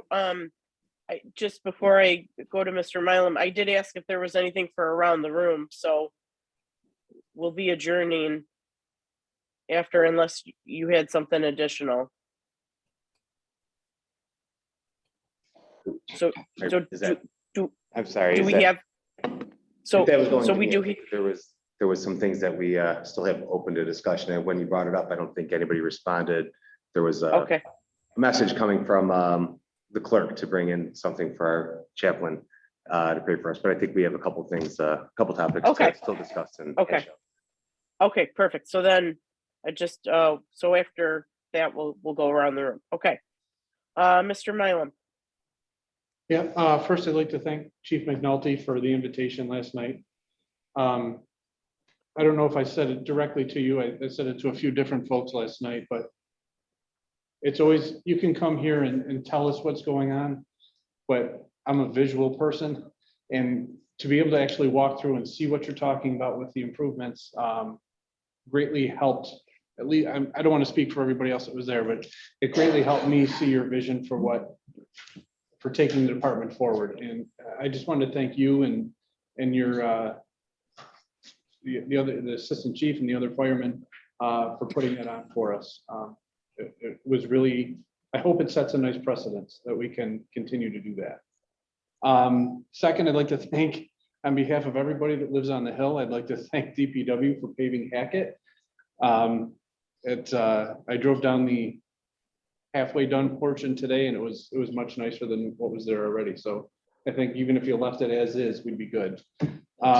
You know, not to belabor the point on Buffalo, but I think one of the things that sticks out to me as my time as a public servant here is the resolution that we took on making the city of Tonawanda officially against hate and a city that welcomes everybody. I am not by any means an expert on race relations, but I do tend to think that I can reach out and have good relationships with just about anybody. And what happened this weekend, I really don't even have words for it. But what I think everybody can take from this is we've got to stop looking at our differences and we've got to start looking at how we're all the same. And from that point, we can move forward. Just hoping that nothing ever happens like that again. I know that it's going to though. My wish is that people would stop looking at our differences and realizing that we only got one trip around here and everybody just wants the same thing. So I'm going to leave it at that. And last but not least, I don't know if this is the forum, but Judge Lilac's father passed away this week. His services are going to be Thursday from 4 to 8 at Roth. And then the following day is going to be the actual church service. I don't know the time and I'm not essentially or exactly certain on the location. However, I'm sure it will be on Facebook. And I would like to actually make a motion tonight to adjourn in his honor when we're done with our discussion. Like second that. That's all I have. Thank you, Mr. Mylum. Mayor? Yeah, a couple of things. First of all, Mr. Peck, I just wanted to say thank you for your service. It's my honor to do that, put these things together each month for these people who served for our country. And I just want to say thank you again. I had the honor of actually riding with the Twin City Meals on Wheels, and we made up a proclamation for the month of May. May is the Meal on Wheels month. Twin City Meals on Wheels serves 110 clients in both North Tonawanda and the city Tonawanda. We had 3 routes in the city Tonawanda and 6 routes in North Tonawanda. Whereas Meals on Wheels has paid staff, but also 150 volunteers to watch them in the kitchen. They're all singing, smiling, working every single day, and they're all volunteers. It's pretty amazing. They do cook, they deliver lunches, hot meals to clients. Whereas the Twin City Meals also prepares all its lunches and dinners at 100 Ridge Road in North Tonawanda.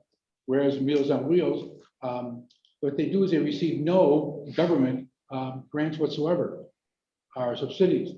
They also, whereas the Meals on Wheels prepares meals for diabetics and other food needs that people have. They also provide a monthly newsletter. The Twin City Meals also always accepts new clients and volunteers, always accept the new ones. So what we want to do is be it resolved that Austin Tyler, the mayor of City of North Tonawanda, John White, the mayor of the city of Tonawanda, do hereby declare May 2022 Meals on Wheels Month. And I tell you, I was pretty honored. We went to a house and a gentleman was wearing a army hat. He served in the army. And all he did was talk to me about, oh, you're the mayor. I said, well, yes, I am. I said, it's my pleasure to be here, sir. And he says, I am so excited every time they come. They're good conversationists. They are great people. They're always on time. And it's the only meal I really get, the only hot meal I get a day. And here this man served for us. And all I could say when I was done was, thank you for your service. And he served our country, but he's telling me how great Meals on Wheels is. And I think that was pretty neat. I walked out with goosebumps, and I think that was pretty awesome. Another thing is what I put together was with some other people in the city, is City of Tonawanda is going to salute the Buffalo Bills. It's going to be on Saturday, July 9th, 2022. Canal Street, City of Tonawanda, 1 to 4. Butch Shake, Rattle, and Roll Band, which is Butch Roll, featuring a Buffalo Bill tight end, number 87, Butch Roll. And he's going to bring the alumni available for autograph signing for the event. It gives us a chance to kick off a new season. Let's give him some kudos. We're behind you. We're Buffalo strong. And I think it's going to put us on the map in regards to helping Buffalo Bills. There's going to be a lot of people that are signing contracts. And I talked to Butch this morning, and he brought up something pretty cool. He said, I was really shaken by this morning when I heard the news about the shooting in Buffalo. And I said, oh my God, I said, we were in tears here. I mean, it just doesn't happen. You think about this, though, not close to home now. I mean, it came close to home. We're right in Buffalo. We are Buffalo. We actually put a Buffalo Strong on our front sign up front to help support it. But Butch said, how about if we do a fundraiser while we're doing it? All these donations can come from corporations, from old retired Buffalo Bill people, veterans, and let's get this together. What we'll do is we'll have it made out to what he has a Butch Roll Caring for Kids Foundation. We'll take that money and donate it to the needy families. I thought that was a neat idea, so that's what we're going to do. I was in touch with Byron Brown this morning, and he's going to get a hold of the foundation that we've got to deal with. We won't touch money at all. It's not for us to touch money. We don't want to touch the money. What I want to do is have that money go directly to the families, help out any way we can. Just to show from Tonawanda's standpoint of view that we are Buffalo and that we do care and we are one. I think that's important. And one more thing I have, Madam President, I don't know if you want to wait to the end, but we're close enough. I can wait until we're around the room for the other item if you want me to wait. Madam President? Sure, if you'd like. Okay, I'll wait for when we go around the room. Thank you. All right. Thank you, Mayor. May 15th through the 21st is National Police Week.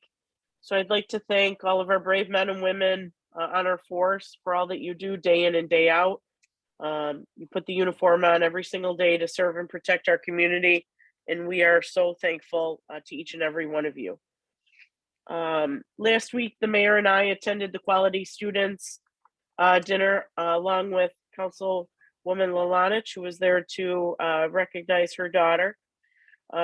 Congratulations to all the quality students on a job well done.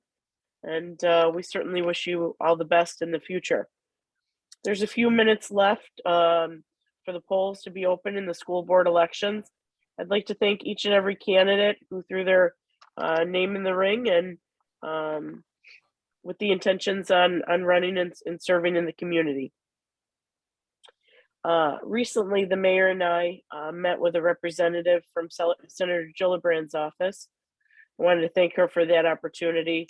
We talked about grants, opportunities in our community, as well as we had a chance to showcase our city to her. So it was a great discussion, and she helped point us in the right direction on some grants. And last and certainly not least, the council so eloquently spoke about the impact that the shooting had personally, as well as on our community and our neighboring city. It's been said this evening that hate has no place in our communities. And that's certainly true. We're all mourning with the victims' families, the community, the city. Please keep in your prayers, your thoughts, show the love to the family of Celestine Chansey, Roberta Drury, Andre McNeil, Catherine Massey, Marcus Morrison, Aaron Salter, Pearlie Young, Deacon Hayward Patterson, Ruth Whitfield, and Geraldine Talley. We've heard of personal stories of each of the victims. A woman who every Saturday would serve food to the community. A gentleman who went to Tops purchasing a birthday cake for his 3-year-old son. Certainly, that's tragic and heartbreaking, and we are Buffalo strong. Also, as Councilman Milam had said, please also keep in your thoughts and prayers the family of Judge Lilac, and we'll be adjourning in his honor and memory this evening. With that said, let's go around the room. Monica, do you have anything for around the room? Any new business? I guess I apologize that I thought we did that. So I'm just going to put it out there too. Youth Bureau has one additional upcoming event, and more details to come, but it is a family camping. And that is all the details are being worked out in conjunction with the rec department, but that's also very exciting. And other than that, no, thank you. Do you know where they'll be camping? Somewhere up in the Vets Park area. Okay. Okay, so more to come. Yes, absolutely. All right, perfect. Mr. Nocera? Just one item that the Talk of Tonawanda podcast number 15 is up, and our guest was Sativa Remedy, small business that is on Main Street. And it was very well received, and we've gotten a lot of feedback from some new listeners, and it's a welcome to hear that it's going very well. And that's all I have. Perfect. And Mr. Nocera, I'll be working with you and the chief to reschedule my portion of the tour. I apologize, I missed it yesterday. No, it's understandable under the circumstances. Absolutely, sure. All right, Mr. Rautenstrau. Sorry, I just lost my place there. I believe Mayor White is suggesting that we talk about the signs. Yeah. I think that's important, that we need to get that legislation out there. We've been going back and forth out of it. I missed one of the meetings, and we seem to have some questions about it. Is our city attorney, Mike Rua, still here? I think we have a couple questions for him on that. If it's okay that I'm bringing this up. Yeah. Okay. Yeah, of course. Is Mike still with us? He is. No, he's gone. He's No. gone. So Is Brittany there? Brittany is there. oh, she just shook. Can't go unscathed, Brittany. If you don't mind coming up to the mic, we would appreciate it. Yes. Yes. Well, I think there's a couple of them still. There was one of the questions I had was or that I had brought up and it wasn't able to be included there is a specific exemption to real estate agents. I think we had knocked around the idea of no political signs and then exceptions and exemptions and all these other things, but it becomes a long litany of lists. When we start talking about special events, not-for-profit, stuff like that, I kind of thought in my head not-for-profits would encompass everybody. But I believe Chief Strasburg also thought that would have to have other exemptions as well. But one specifically, it's a part of them doing business for the real estate agents. Is it possible to include that as just a specific exemption that, for the day, it's usually marked on the sign and can be left up? And One professional or another. So, once you want the real estate, then what about the auctioneers? What about somebody that has an active business, things of that sort? So I understand the frustration perhaps in any real estate agents. Sure. But I mean, it's a if they long-standing consider- tradition of how they actually sell their houses. I do think now, at least in this stage of technology, that there are other avenues for them to market, open houses and things like that. Sure. So I think that's what we're taking into consideration. Of course, it was the council's prerogative to put in place the sign ordinance. And we did feel we put in, give favoritism to particular profession. Gotcha. The thing we can't do is if we say, go back to what it was, then she, according to the ordinance that I've got here, is gonna pick up every sign. Because it basically says no signs on city property, period. So I wrote a small one up, gave it to our attorney, and he said, well, what we can do is we can do that, but we can't be discriminatory towards political signs.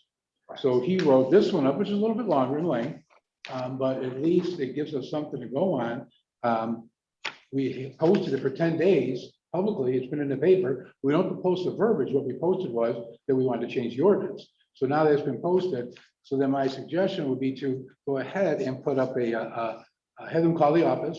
What they would do is go through, name of the organization, put everything down, take the name, time the signs are going up, when you're taking them down, you've got 24 hours down, sir, ma'am, you take your sign down. They take the sign down, then it goes through myself, then it goes through Chief Strasburg, looks at it. He hands it to his officers.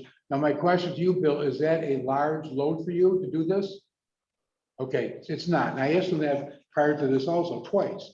So we have something in place, and if we get a mayor here who is very not a good person, they still have, the council has final jurisdiction over it. So we still have that in place. So my suggestion is we can't let it go past tonight. We got too many organizations, Ride for Roswell, we got the Kids Fish Derby, we got Blood Dries, we've got Kiwanis Club, we got all the other Chevettas chickens that are coming up.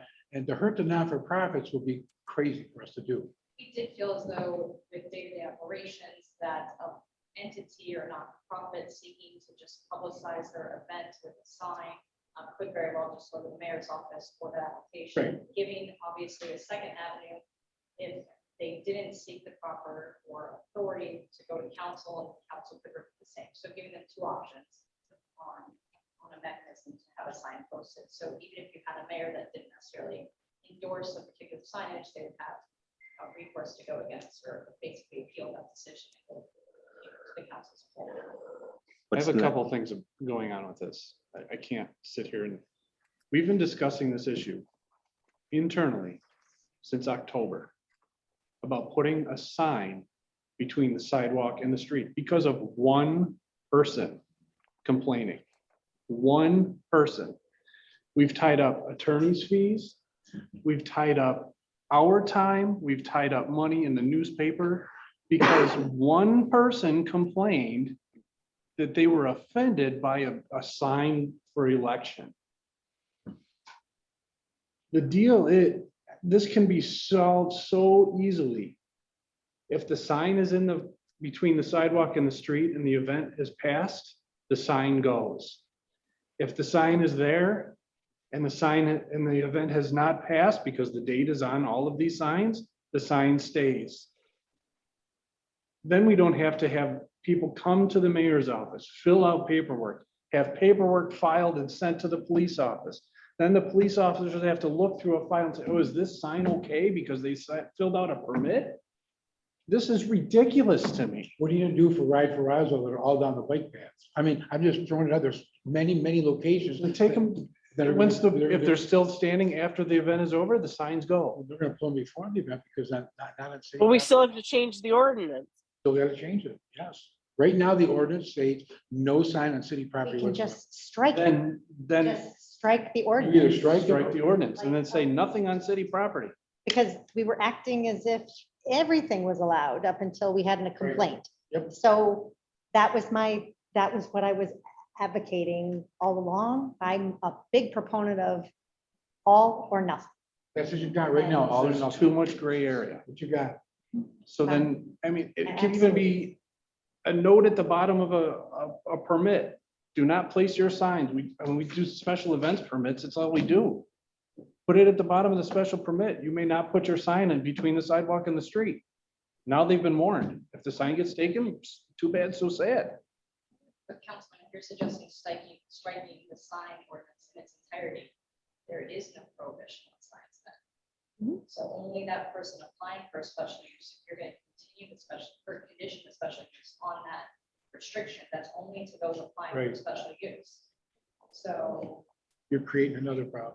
your neighbor can now post a sign that you're probably going to be Oh, disgruntled goodness. with, or I I think that's just- opening the door, with all due respect. I can see that. It's just, Place. this is such a rabbit hole of seven. And listen, it's one person that complained. One. And we're bending to this person's whim again. It just seems like it's litigating common sense. Yes. I just would hate, I mean, it just seems to make so Up much until more this work. complaint, though, I mean, we had this ordinance that said no signs on city property, correct? And it was acceptable. Put them And on. but people were putting signs on city property and it was One okay. sign. But it was generally okay, except for the one complaint. I think it was taken into consideration, and again, I'm not a lawyer, I'm not interpreting law, but you're looking at, you're having an ordinance on the books, so that you have the right to be able to pull a sign if it's a nuisance, if it's in the way. And I think you could be interpreting it differently. Now we've turned it into enumerating your rights at this point. Though either. So Correct. that was why, was suggested a bit of a revision so that we didn't have an allegation where we were selectively enforcing to take down one sign, but not the church sign at the end of the Right. street. But it's not selective enforcement no more. We're taking them all down right now, every single one of them. Which is asinine, that it's come to that point. It's just absolutely ridiculous that this does stem from a petty complaint. But it's springtime and all the shredded chickens, all the Ride for Roswell, all the blood drives, they're all happening this summer right now. We did feel though, any entity or person could still apply though and have permission. Yes, right. And it's only a phone call. There's no filing for any paperwork. The paperwork will be at my office. I mean, Well, that would be the discretion of your office that you wish to go about the Exactly. applications. exactly. And this all just sounds like we have to actually let form a law and put it out there, which if that's what we have to do, it's what we have to do. But when we are talking about that, the way that's written, council can override the mayor's denial. Yes, What about overriding the mayor's approval?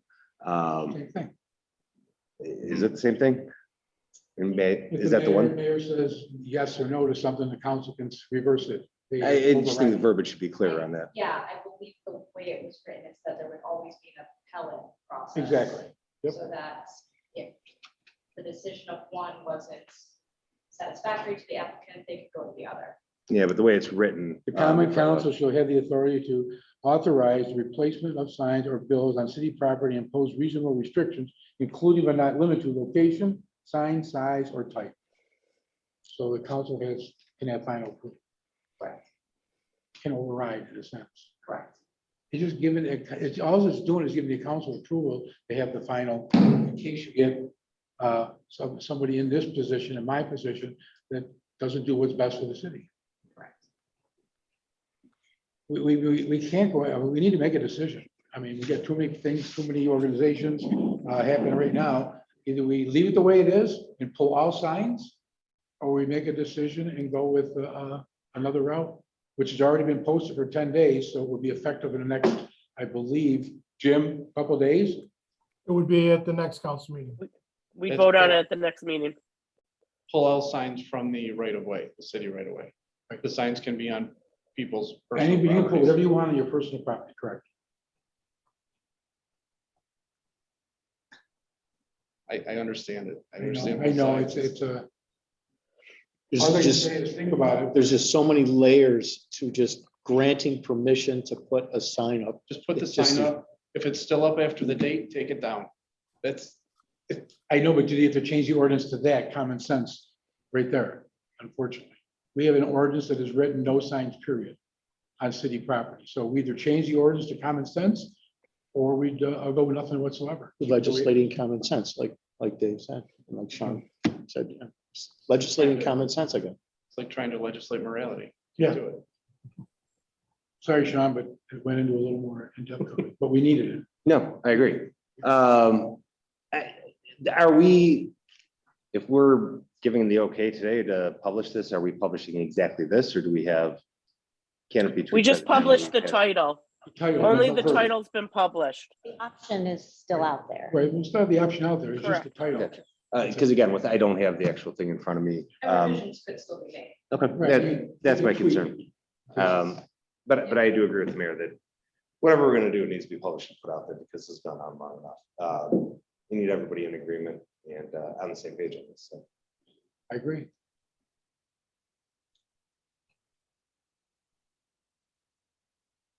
So are we saying that we want to do this?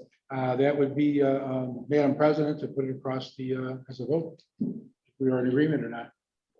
Well, we would have a resolution for our next meeting, but we can poll the council to see what their thoughts are with the city attorney's proposal that he worked with you on. Let's do it. So, Mr. Clerk, can you poll the council? So Madam President, we're agreeing to the resolution to change the ordinance based on the recommendations of the city attorney. But I believe parts of it have been amended. Correct me if I'm wrong. Right, Mayor? We still have opportunities for tweaking, yes, we still do. Okay. Okay. Alrighty, to make those changes, to move forward with a resolution at the next meeting, Lalonich, I am not in favor of the current proposed suggestion that's on paper. I would welcome either a common sense, a very abbreviated common sense plan, or all signs are allowed, period. That's where I'm at. All right, perfect. no Sarah, Yay. Rautenstrau, Are we voting on whether or not we're gonna have a resolution? Is that what this is? Yeah, this is where I'm confused. Yeah, Are we it's already been published, so. has it been typically we published? I wouldn't- thought we were talking about it has to be published. so- Published, the It was announcement of the published. change is published. There's going It to has be, been published. What change is not been we agreed don't know upon. what the change is. So it's out there. So we're So- talking about whether or not we want a resolution on the next agenda. Oh, well then, agenda. yes, So. One way or the so other, we want a just- resolution on the agenda. I just feel like it's not, we're not being very clear on what we're trying to do here. no, Correct. So to be clear, we have the city attorney's memo that we received with the proposed changes, correct? Everybody has that? No, I have it in my email. I was just trying to pull it up. I don't have a hard copy in front of me, But it has changed since then. but it has changed since Okay. then. So the mayor met with the city attorney Same one you guys got. and proposed changes to the city attorney's ordinance. And then the mayor had emailed us those proposed changes.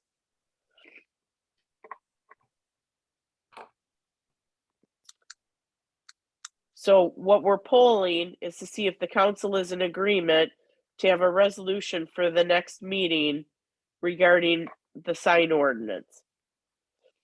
Understand that there could be some modifications to what the mayor has given back to the city attorney. It's actually what I received from the city attorney. And you modified it. No, I made no changes to it whatsoever. Okay, but didn't you put, I rely Mayor, on but go ahead. Mayor, didn't you put together a form? Oh, no, that was just an acceptance form that people would call the office, make it as simple as possible for it to go through to Chief Strasburg. That's all that was. Okay, So at the June 7th meeting, we're gonna have a final draft. Final draft. That's how I'm taking it. I would hope. yes, yes. And I I think would- that's what this I- poll is for, to say, do you want the resolution Okay. in whatever form it's going to evolve to in the next 2 weeks? It's about- Is that correct? Well, I think we need to do, we have to So I agree, that something has to be done, and it has to be Right. done at the next council meeting. It's been publicized so that it Yeah. will be at the next council meeting. This council can elect to proceed with that, but the public will be provided an opportunity to speak on that resolution because it's scheduled for the next meeting. We had to notify them of 10 days and we put it in the timeframe so requested by certain parties to meet the deadline for today's council meeting. So it's being brought before you today, obviously, but it won't be on the agenda until the next council meeting. So we don't even And that's need, how it's publicized. we don't even need a poll for this. It's No, gonna be well, on. then it's gonna happen, so. Right. But I almost feel like we're in a little bit of disagreement on what we're actually changing. I mean, I'm getting the feel from Monica and from Dave that we just say absolutely no signs at all on there, and then we just pull them up through there, which I kind of feel like I myself think that there's some exceptions. I don't like the verbiage in the exception of line 2. But I almost feel like, are we talking about agreeing on the same thing, or are we gonna have 2 different resolutions that we're voting on? My thought is not that. My thought is put the signs out if they're still there, because almost every, even an election sign has an implied expiration date on it, right? Election day. So if the signs are there past the time of the event, they get pulled. If not, So, they remain. so devil's Dave, advocate here. are you saying 24 hours after the event? Well, yeah, why not? Starting how soon before? Ma'am, And then, can I and then, put an right, election out and show for council president, and now you have until Well, the following 2 years to have that up. there's holes in this every single way. And Right. I think the gentleman's agreement with election signs was, even though it was never really held to, was that they were put out 30 days. 30 before. days prior. I tried looking through that and I didn't see that I- Never- written Yeah, I've never anywhere. heard I think that. it was just a handshake type of thing, but it was, I mean, I've seen, I put out in August. I mean, it's just. I think every way we look at this, there's gonna be a rabbit hole we go down and there's gonna be a gray area. So, Lose. yeah, I don't know. How hard of a task is it to amend it after it's already been voted on? And then we again want to tweak it, fine tune it? you then would have to publish it again Correct. 10 More days money. before you vote on it.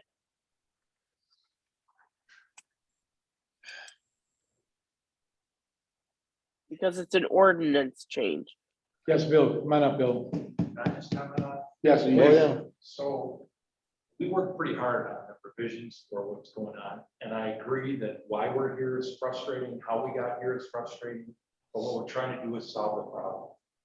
One of the big issues that's going around, nobody's thinking, we're thinking about the responsible people with allowing them to have it up and take it down. But what we're getting is why this ordinance was in the first place. It was the garage sale signs, the estate sale signs privately that are posted over every telephone pole throughout the city. And that's why it was banned initially.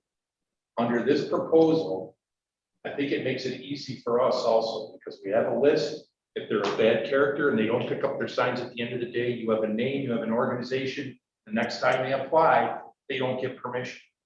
If you allow it that they don't have to take the signs or it's their responsibility, they're gonna leave them. The guy that's having a garage sale is gonna leave. We can't cite them because who put the sign up? We can't go, like you can ride for Roswell. They put 100 signs up. There's nobody to cite.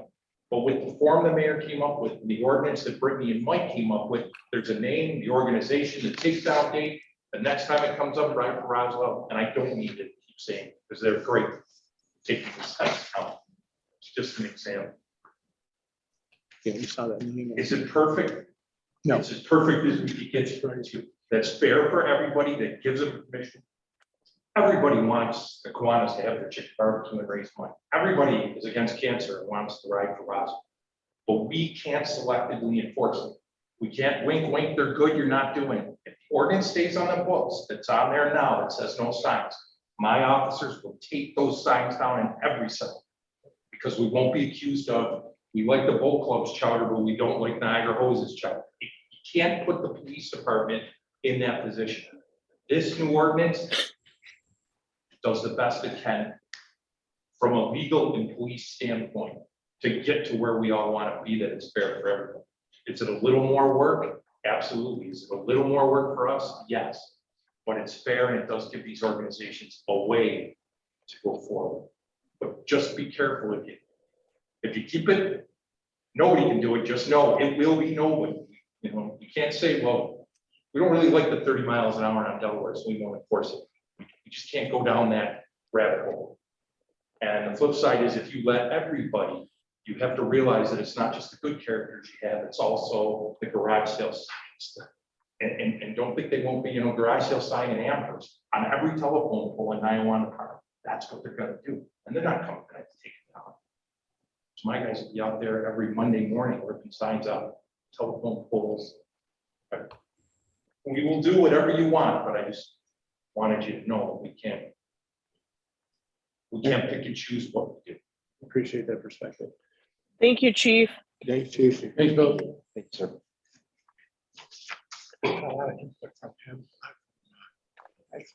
I mean, if you have to write it up, I mean, it has to be written out. Oh, no, I agree. Just seems like an awful lot of work. And if all the parties are in, Satisfying or not. but if everybody's in favor of doing that extra, Then we can, his offices are willing to do it. Just maybe what, 2 or 3 a week to him on a weekly basis, they matter it.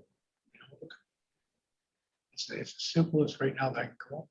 But it's not just me, it's what, sit down with Bill, with the attorneys. So, and just common sense right now, so we can get it, unless somebody has a better idea. So what do we have to look forward to if they do not remove their signs? Can we put in somewhere that they won't? Well, we make a notation in our office when they would renew it next year or another time, another month down the road, they would refuse. They don't take the signs. I just can't, there's no simple thing to it. But Pretty much have, don't take a check from this person all over the Exactly. city clerk's office. Don't allow them to put up a sign.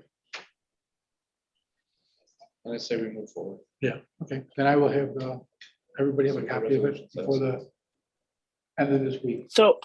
So I heard Dave say we're moving forward with the recommendations that the city attorney provided, correct? Correct. Okay.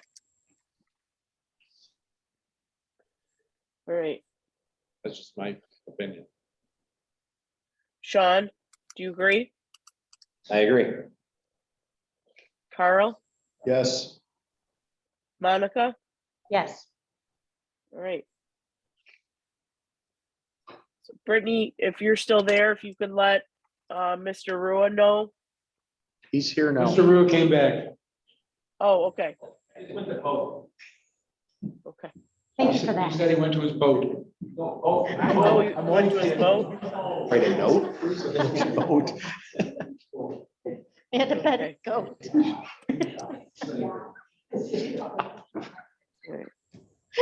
So, Mr. Rohr, we're prepared to move forward with that resolution for the ordinance change. Yes, ma'am.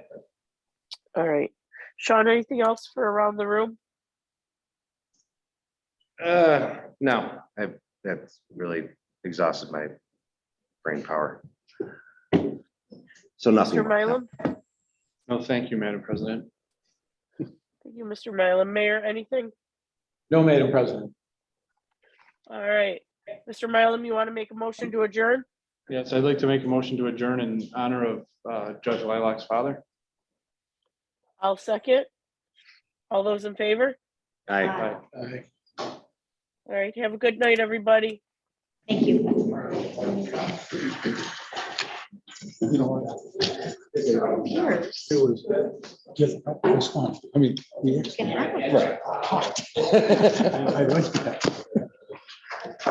If we want to That was participate. nice, what you said. Oh, Zoom call. Our next meeting will be Hello, Gail, how are you? Can I make a Take suggestion? care, and we're beginning, When you were going back to the caucus room, it was clear. The meeting should be adjourned